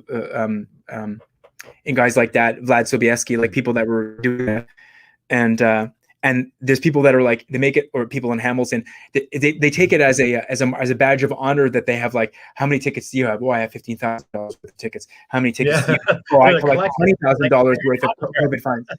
Right. So Paul Magder back in the day, we're talking in the 80s, and I think in the late 70s, he would collect thousands of dollars of fines for leaving his store open during Sunday shopping. And you'd have people that would rock up to his shop on Spadina Avenue, and they would pick him, and he'd be like, he'd show like he'd show the tickets. He'd show the tickets that he has, you know, and today nobody even talks about that. Sunday shopping, I mean, they take it for granted. Like the Overton window, or whatever you want to call it, is constantly shifting. That you just brought something up that nobody even knows what that is. Sarge, nobody even knows what the Sunday shopping debacle crusade was. I remember the stink where I was living at the time. I was a little kid, and I remember local parishioners in our little town making such a big stink about it. Oh my goodness, how dare they? People must go to pray. We don't have time to shop. Are you kidding? Are you crazy? And yet that was just prior to the cusp of that recession we had in the 80s. So that gave people a few extra hours a week to work to gain a few bucks. And the people that did work around the clock, like the people in my area that were working 40, 45, in some cases 60 hours a week, that gave them a chance to go out and buy some groceries, or to go do some administration if they needed to go pick up some extra lumber or some extra feed at the feed mill. Because a lot of these businesses will pop up and said Sunday special hours, open from noon to 3. Some people thought, oh my God, that's wonderful. I can still go to church, pray to my God, whatever, and then spend a few hours to pick up some extra feed for the cattle, or some extra pig chop for the pigs, or get some extra lumber. I can go over to the grocery store and grab a little extra bag of milk or some bread. Boom, done. You know, even though it's a day of rest, things can still work out for a lot of people that were working their asses or maybe get some Joe Louis and a Pepsi, Pepsi de Joe Louis à la banque. Exactement. Hey, pardon me. So I got a comment here from my loving wife, Deanna. We are moving backwards in this country. Well said. Yes, big time. I would agree. This is my wife, ladies and gentlemen. She's weighing in on the show. There are people. Thank you for that comment, Deanna. There are people that you talked about, Artur Pawłowski. They've come from places where they've seen this movie already, and they grew up during martial law in 81 under Jaruzelski, and they remember when the Polish were moving in lockstep with the Soviets, and they came in with the tanks and they crushed all the Solidarność, the solidarity process in Poland. Or people that came here from Czechoslovakia, former under the Prague Spring in '68, when the Russians flew tanks in and crushed the rebellion of socialism with the human face, as it was known in Czechoslovak ethnic language. How do we say it in Czech? Socialismus si lidskou tváří. That's how they'd call it. So it was socialism with the human face, and they came in and they smashed it. I mean, they smashed it. People remember what that was like, and so every day we're slipping down the precipice further and further and further, and another step, another nail in the coffin, or whatever metaphor you want to use, another step, and then so it reaches a point where you can't undo it. Then they have the temerity, they have the brass stones to introduce a C10 or a C36 to reintroduce legislation a la Section 13 of the Canadian Human Rights Code, which was expunged by the Harper Tories, and to have the balls to introduce a C36 by an avowed criminal, by Stéphane Guilbeault, who is a convicted criminal, and he looks like a rat. Like he looks like, I mean, you talk about optics. Like he looks like a sniveling drug dealer runner. Like he looks like the guy that, like, if I need, like, there's like the big drug kingpin, he sits like in the easy chair and he smokes the cohibas, and then you send Guilbeault to deliver like the dime bags, right? And to basically, like, he's the guy that doesn't shower for like a week and a half, and he wears a leather jacket, and he's got like eye boogers and zits on his face. Like that's the guy that you send to like deliver. I don't know how you know about this, by the way, but he's the guy. He's There's some history. I'll tell you later. Well, I'm an actor. I'm an actor. I go deep anyway. But like, and this guy is the guy, and like, you know, this is how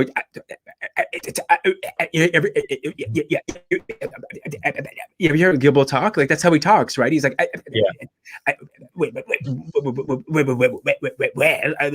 how he talks, man. This is a minister in the Canadian government. Can you imagine somebody like so bumbling, somebody so poltroonish, like being in the British cabinet? You know, like, can you imagine somebody that doesn't know how to speak properly, speak the Queen's properly with diction? Yeah, exactly. Even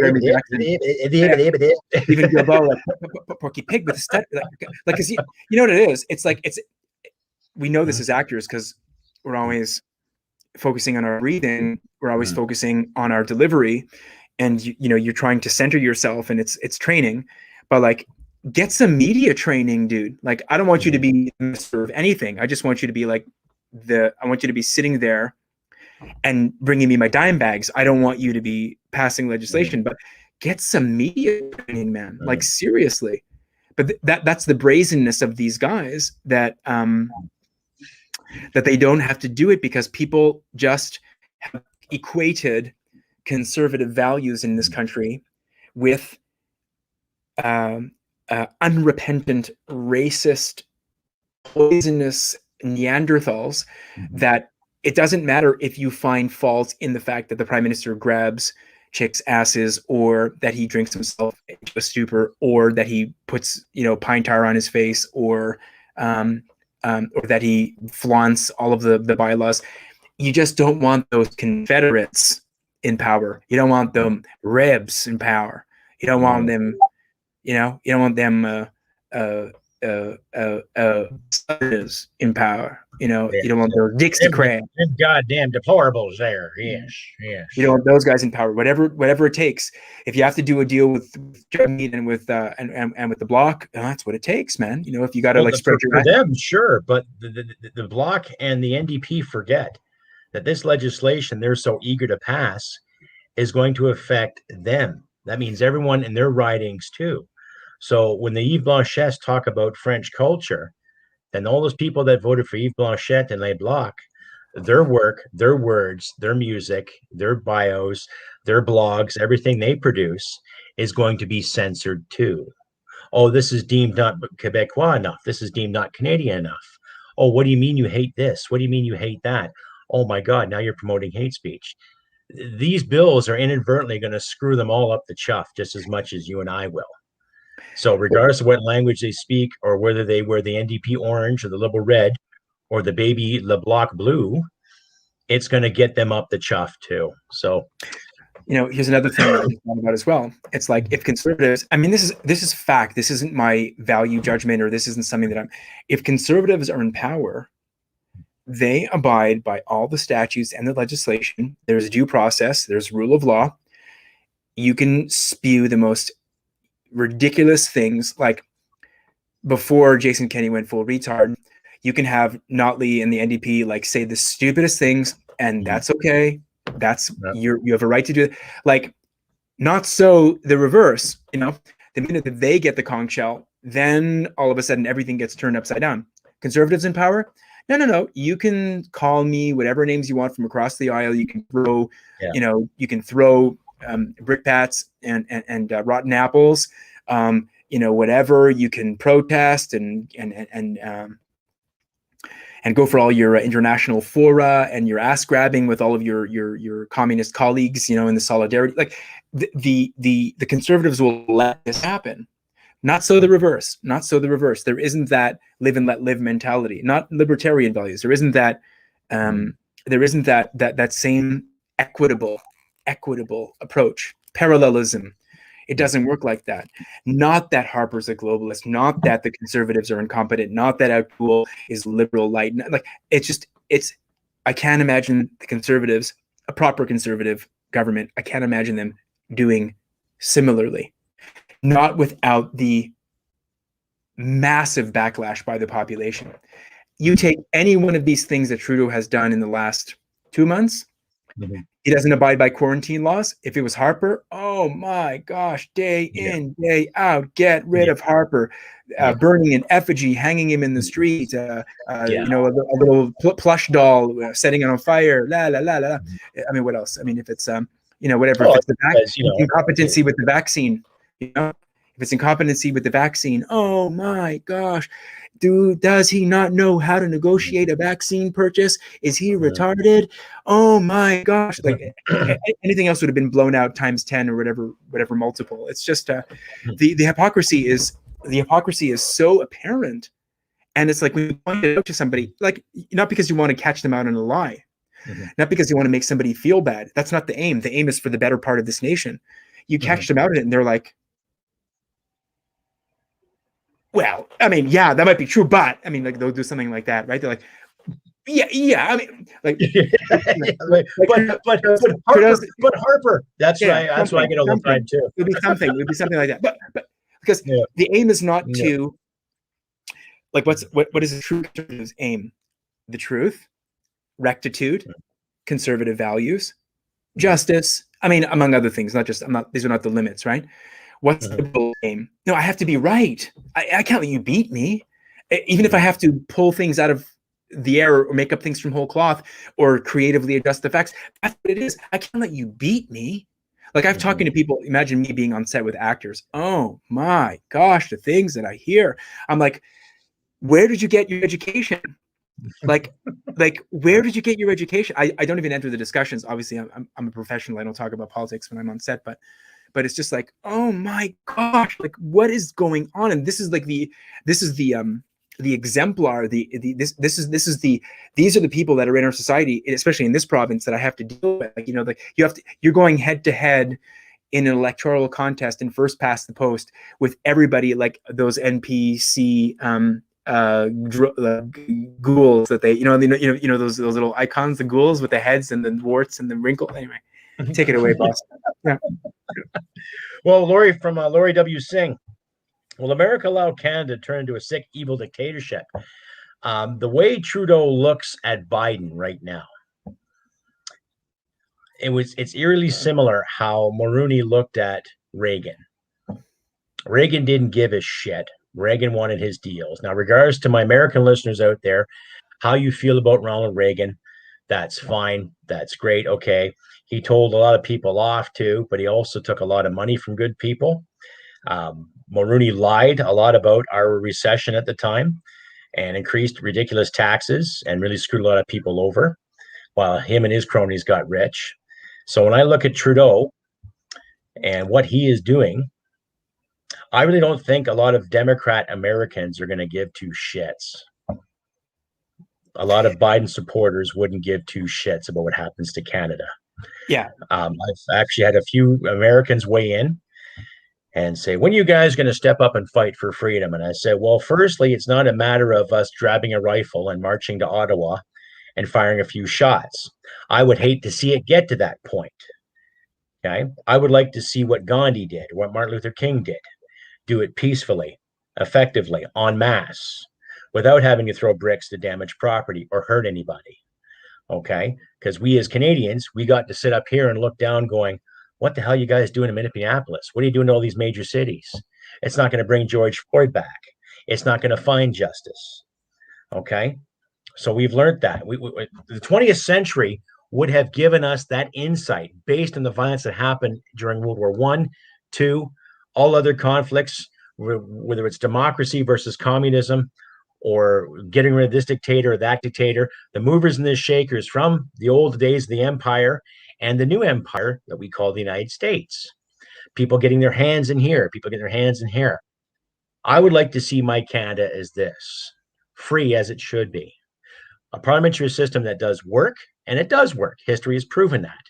It's just a matter of who has their hands in the pie and who wants to slap and tickle.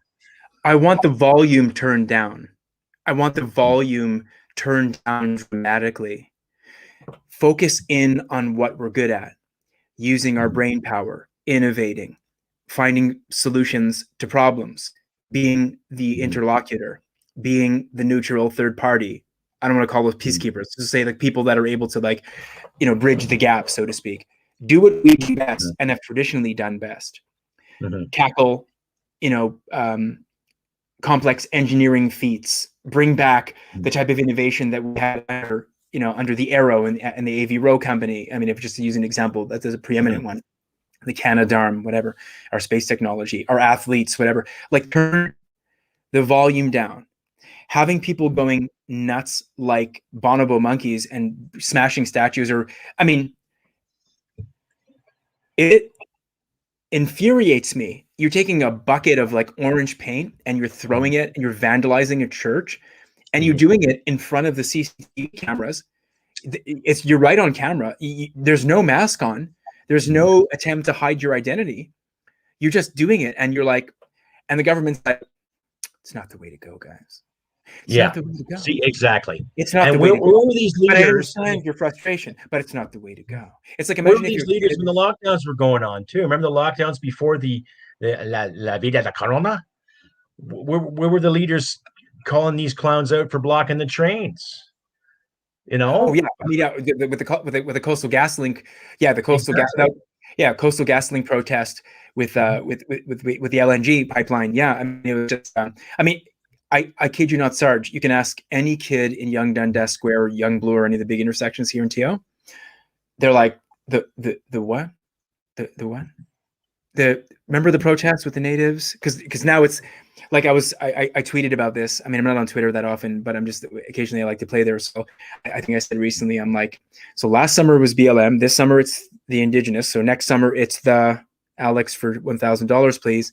Kind of like who's the victim du jour. But yeah, so that the Indigenous situation then, which was not unanimous, by the way, there were a lot of bans and ban councils that were on the path of the Coastal GasLink. Ellis Ross, he knew the truth. They were like, yeah, exactly. Yeah. Ellis Ross, what a champ. But it's like, yeah, we want the Coastal GasLink. Prosperity for the community, income, money for our family, money for our children, goods, toys like cars, trucks, internet. I don't know, quality of life, right up there.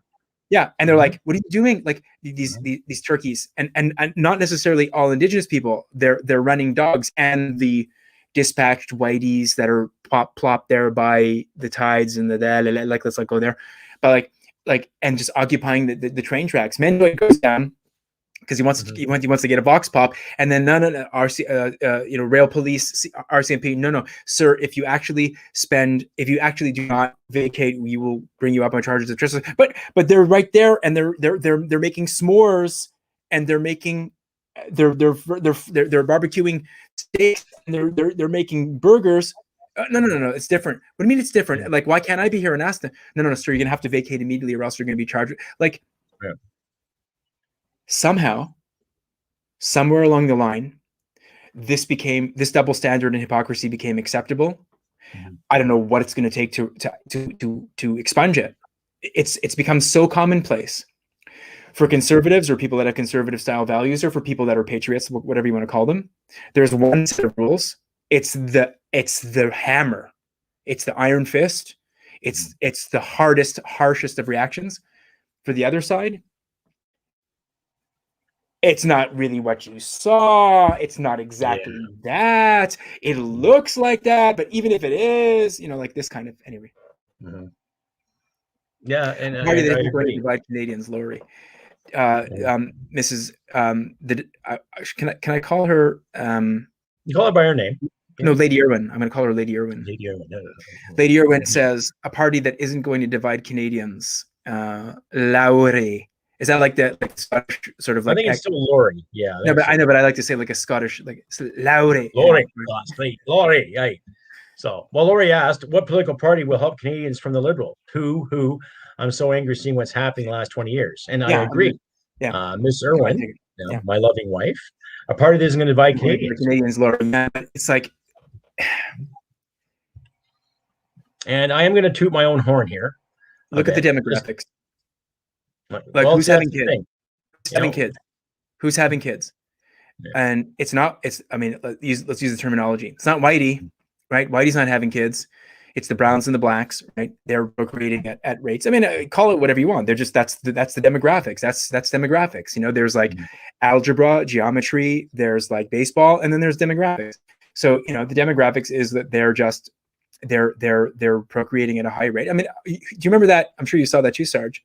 Remember that clip that Mezei did on University Avenue in Toronto when he interviewed the Pakistani guy, and he's like, "Do you want Sharia law in Canada?" He's like, "Oh yes, okay, yeah." The guy goes, it looks at him like with these aghast eyes, and he goes, "Like, what do you think? You're going to stop it? Like, we're having more kids than you. We're professions.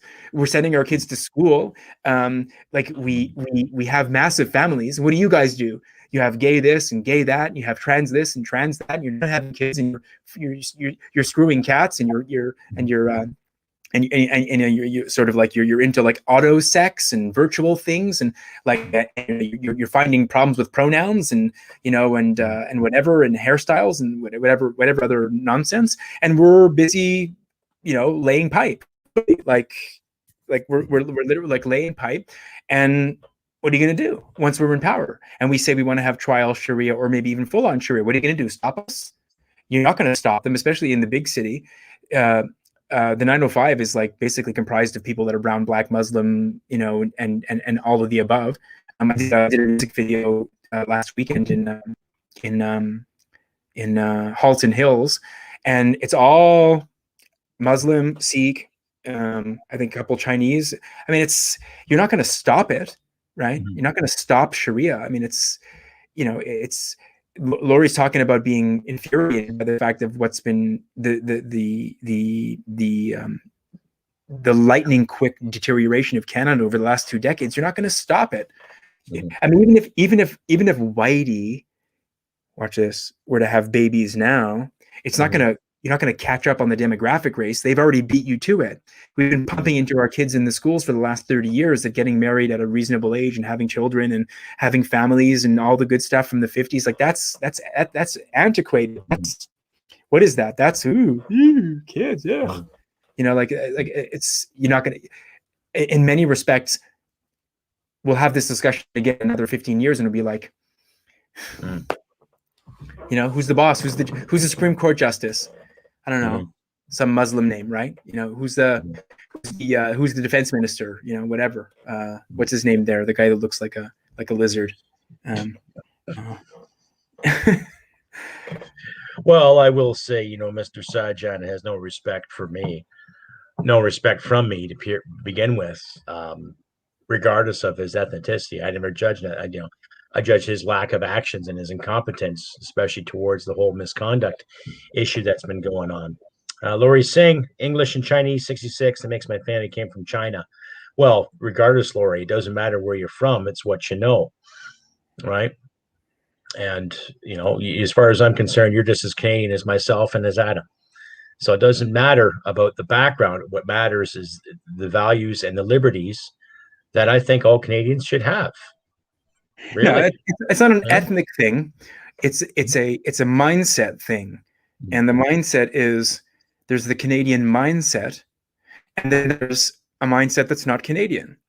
And the people that don't have the Canadian mindset, and by that I mean to say is the way that we have thought about things in this country for years, the way that we approach problems for years, the way that we surmounted difficulties for years, the way that our hallowed institutions functioned for years, and there's people that don't want that to continue, and they Yeah. want to introduce a new way to do things. Mhm. And that is, now we're at that friction point where those two solitudes are against each other, like an immovable force is trying to meet an immovable object, or whatever that expression is.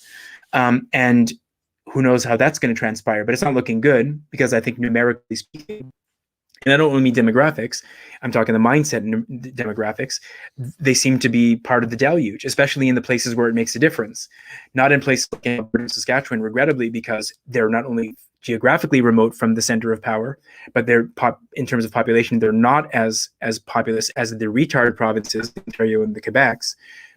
You see if you're reading the tea leaves, you can see that Ontario, Quebec is going to be preeminent, and they'll just be pushing agendas galore, and that's how it is.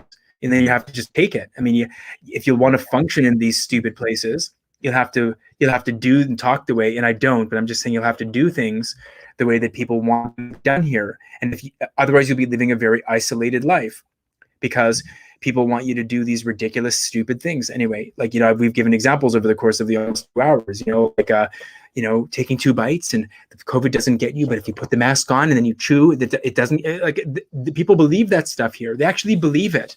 Like, they actually believe it. Like, they're true believers. Like, they believe that that's like that methodology. Like, I'm like, how is that a method? Anyway, take it away.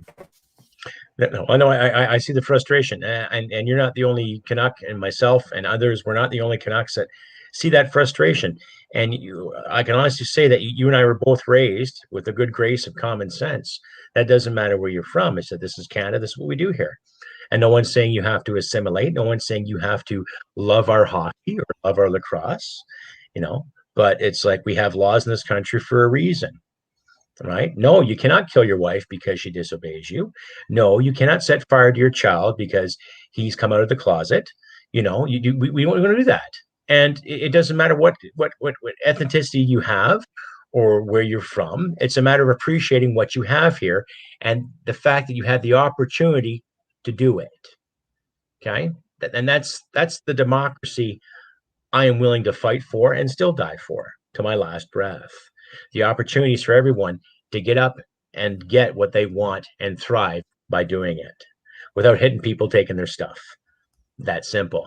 But that is becoming an acceptable option and course of behavior, to the point of actually nearly coming to blows, or quite actually coming to blows, where it is acceptable for people to smack you, get away, morph back into the motley crowd, into the motley crew, and never be able to bring them up on any kind of charges at all, for the excuse that it falls into line with some government ideology. And the law enforcers are basically supporting the government ideology, and they want their jobs, and they want their pensions, and they want their this, and they want their that, and they're not going to come in and start to rock the boat, because they want to be police officers. And if you want to be a police officer, for example, in the Calgary Police Service, or in the Toronto Police Service, or in the SPVM, the police service in Montreal, you have to do these stupid things. You have to knock on people's doors. You have to drive around at 2 a.m. and give these people walking around, $3,000 tickets. You have to grab people out of a crowd because they're sipping a coffee and with like the rebels were doing, like Ben Zirgun with his little gimbal, and like pulling him aside and saying, "Come over here." Like, it's the mind is hurting from the multiple examples of overreach. It's the overreach, and what they're going to prosecute and persecute, and what they're not going to prosecute and persecute. Like I mentioned, the blockades, what was done about it? There might have been a few arrests that we heard of, right? But nothing was done. And now these protests taking down the statues, like I said, it's a piece of history. And like I said in my last episode too, okay, if you're so obsessed with these statues and these flags and these symbols, why can't we put up, let's say, statues of Tecumseh or Joseph Brant, other notable Native leaders in this country? Why can't we do that? What's wrong with that? I don't mind that at all. I would never be offended if that's it, because it'd be telling us our stories. We're constantly hearing about, we have to tell these stories, tell these stories. Great. Let's tell all of our stories. But now they want to censor these stories. So it's that constant circle, that constant circle over and over again. And for what? It's still worth fighting for. Lori says, all this fear mongering is taking a toll on my mentality. Me too, brother. I will fight with all my being to be a free man in Canada. And so you shall. And so we all shall. Free men and women all together. But I don't want to see what happened in Minneapolis, because I know for a fact there are people in my circle, if it comes to push and to shove and what happened, it's not going to look pretty. The saying, don't make good people do bad things. There's some truth to that. There's a lot of good people in my life I still call a friend today that did wonderful things in the service, that showed leadership and courage and respect, and went that extra mile to help their fellow brothers out. Don't make them turn around and pick up a gun in vain. Don't. And if any liberal is listening to this show as we speak, well, I think you can do the math. I'll be right back. Sure thing. I'll take questions too. Adam is going to depart temporarily. Yes. So please, ladies and gentlemen, you are tuned in to FastBall Sunday with your host, myself, Crusty Canuck, and Adam Daniel Mezei. Please ask us all your questions.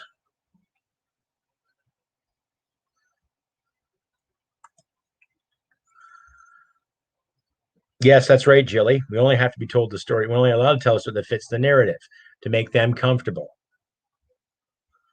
Yeah, and yes, by all means, put a statue up of Tommy Prince too. Put more statues of Tommy Prince.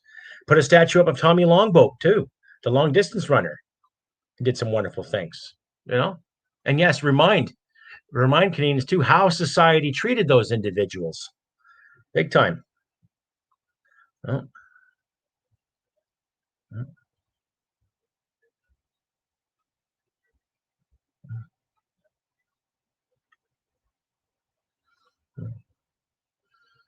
Yeah. Well, you're welcome, Lori. Anytime. You're welcome to weigh in every time I do the fastball or when I do a podcast. You're more welcome to join. Sign up, subscribe, share around, all that good stuff. So.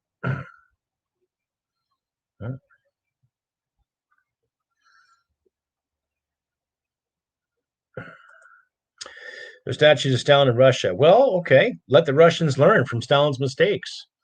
That's the thing. I think there's a statue of Karl Marx in the States someplace that university kids like to go and visit. I'd rather go see Jim Morrison's grave, to be honest with you. So, Dan Irwin says, I think erasing history is awful. It happened. It needs to be correction. Let's do that. But erasing it, come on. Exactly. You can't erase history. You can't. There's people down in the States that wanted to get rid of To Kill a Mockingbird because of its racial undertones. I think Harper Lee was trying to make a point when she wrote that book. So, and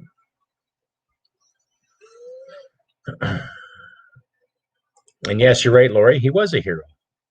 He was a hero. And it's a damn shame what happened to him, how he passed away, forgotten, but he's remembered. And let's resurrect a statue of him and Tommy Longboat and other notable First Canadians, big time.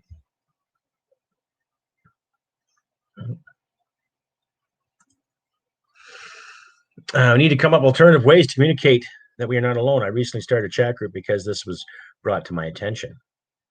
Well, by all means, Jilly, please send me the link there in the SIG and Telegram page if you can too. So,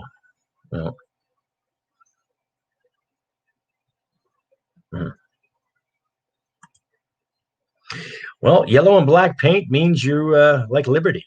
Nothing wrong with that.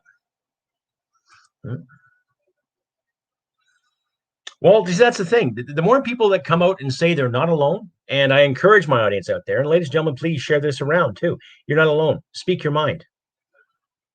Like the old Ramones tune. We want the airwaves, baby. Really, get them. We can get the airwaves. We can get algorithms to work in our favor. We can do that. So get on, get a show, get your words out, get your blogs out, get your videos out. Try to be a little more creative than worrying about trying on skimpy outfits and putting on cool makeup. Not there's anything wrong with that, but I think you catch my point.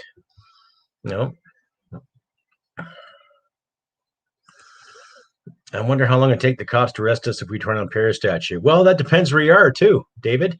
I know in your area, the Owen Sound police would react promptly because they're bored under the tree. They would look for some reason to get out there and look all important and mad like. So, yeah. So you're back? Did you have a good little tinkle or what? You good? Yeah, dude. You shook it more than 4 times, I assume. Well, you got to wipe it off a little bit too. Well, did you wash your hands at least? I know you're eating, Of course. so you washed your fucking hands. Jesus Christ. I don't know anybody that doesn't wash their hands. Dirty Billy. Mind you, you'd be surprised. I go on some sets and I see some actors doing some things, and they're like good-looking people, guys and girls. They and the things I see them do, I'm like, wow. All those stories to say about Johnny Depp and about Brad Pitt and all those, like, you think that they're tidy and hygienic. Oh my gosh. Anyway, disgusting, filthy bastards. Yes, a lot of them. Okay, we'll take a couple more questions here, then we'll open the floor too. Seneco, same with Doug Christie. I would love to have a statue of him. The only lawyer that had balls actually had morals and free speech before he passed in 2013. Doug Christie, that name's familiar. Is that the gentleman that was fighting for men's rights? Am I thinking of somebody else? I know I'm having a brain fart here. So anyhow. Anyway, ladies and gentlemen, we'll leave the floor open to questions too before we shut this down. Just a reminder too, the next 2 Sundays I will not be available. I'll be working. So I'll be working lots of hours to make money, yes, to keep my roof on my head and my lights on, all that good stuff. But yes, please stay posted to my community page on YouTube and my Facebook page for updates for other podcasts and possible other interviews coming in the near future. So I'm trying to get Pierre Polyev on. I've sent him an email, no response yet. I'd like to have him on just to pick his brain about the economic situation and what it's like to sit across in that room from that dick we call our prime minister. And I'll ask him that too. So what's it like sitting across a dick? And the pint size, what's her face? Sandal Jockey, that's her name, right? The pint size, yeah. See you next Tuesday. We know who she is, right? Thinks that potato was a compliment. Yes, okay. Now, let's see here. More questions. No one learns without something to remind the trigger in conversations about the past. Taking down all the statues and monuments only served to dumb down the people. Yes, exactly. And that was evident in the book 1984. Taking down reminders of the past. Walk this way. This is the narrative we want you to believe in because we know what's best for you. That's the thing. Adam, you would have to concur, or maybe you concur. No. It's not looking good, guys. It's not good, guys. It's not the way to go, guys. It's not the way to go. It's not the way to go. Not the way to go. Not the way to go, guys. Come on. Drop it a couple of. It's not the way to go. It's not the way to go, guys. Come on. No way. And you put that little thing with that. It's not the way to go. It's not the way to go. I feel like I'm in a soap commercial audition. You know what I mean? It's not the way to go. So just it's not the way to go. That's exactly drink box sort of thingy. Exactly. Yeah. Not the way to go. I mean, it's like, is anybody actually expecting a markedly different electoral result for we'll call it the 2022 election? Is there anybody that's expecting a different result?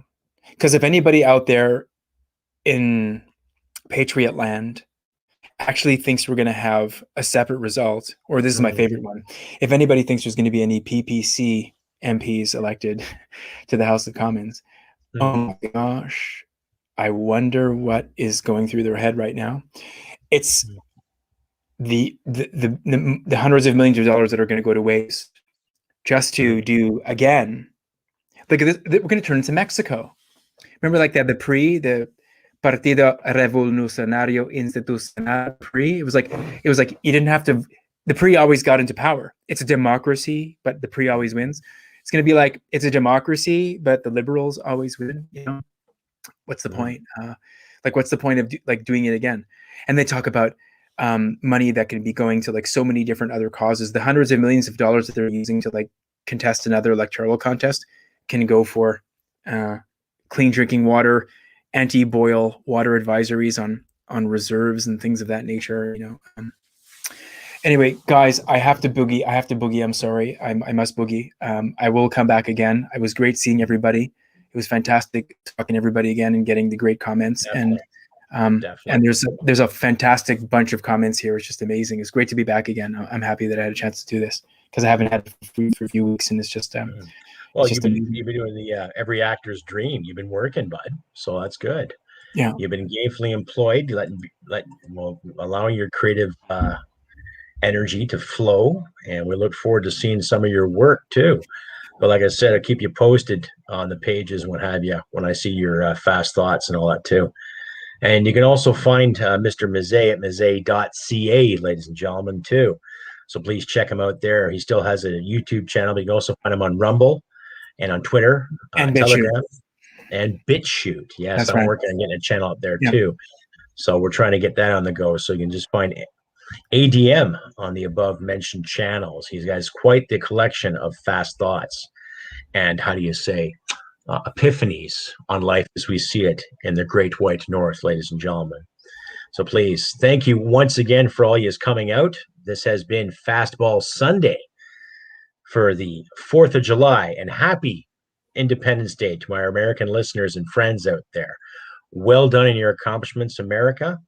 You know, Canada, your faithful and loyal neighbor, will always sit back and admire and enjoy your company, as well as you enjoy our company and admire us too. So I've been Crusty Canuck, and with us today has been Daniel Mezei, one of the panelists for FastBall Sunday. Next couple of weeks, hopefully, we'll get a few more lads on here. I'm going to get some more titles and everything up there too. But like I say, please pay attention to my community page on YouTube and on Facebook for updates, ladies and gentlemen. I'll try to get another podcast episode out by Tuesday or Wednesday for you all too. So thank you once again, everybody, for coming out. You guys rock. You guys are awesome. Thank you much and deeply for all the comments and the questions. And we'll see you next. Anything else to say, Adam, before you go? It was great to be back again, guys. This is always a great show. Sometimes, it seems like we have nothing that we can do to help the situation. It's just good to talk about the issues. I mean, if anything, just to reinforce in our minds that we haven't lost ours and that we're still thinking right and we're firing all cylinders. Because if you get isolated during these times of craziness, you start thinking like that. You maybe start compromising in your beliefs, and not for 1 second do you compromise your beliefs. Not for 1 second do you relent.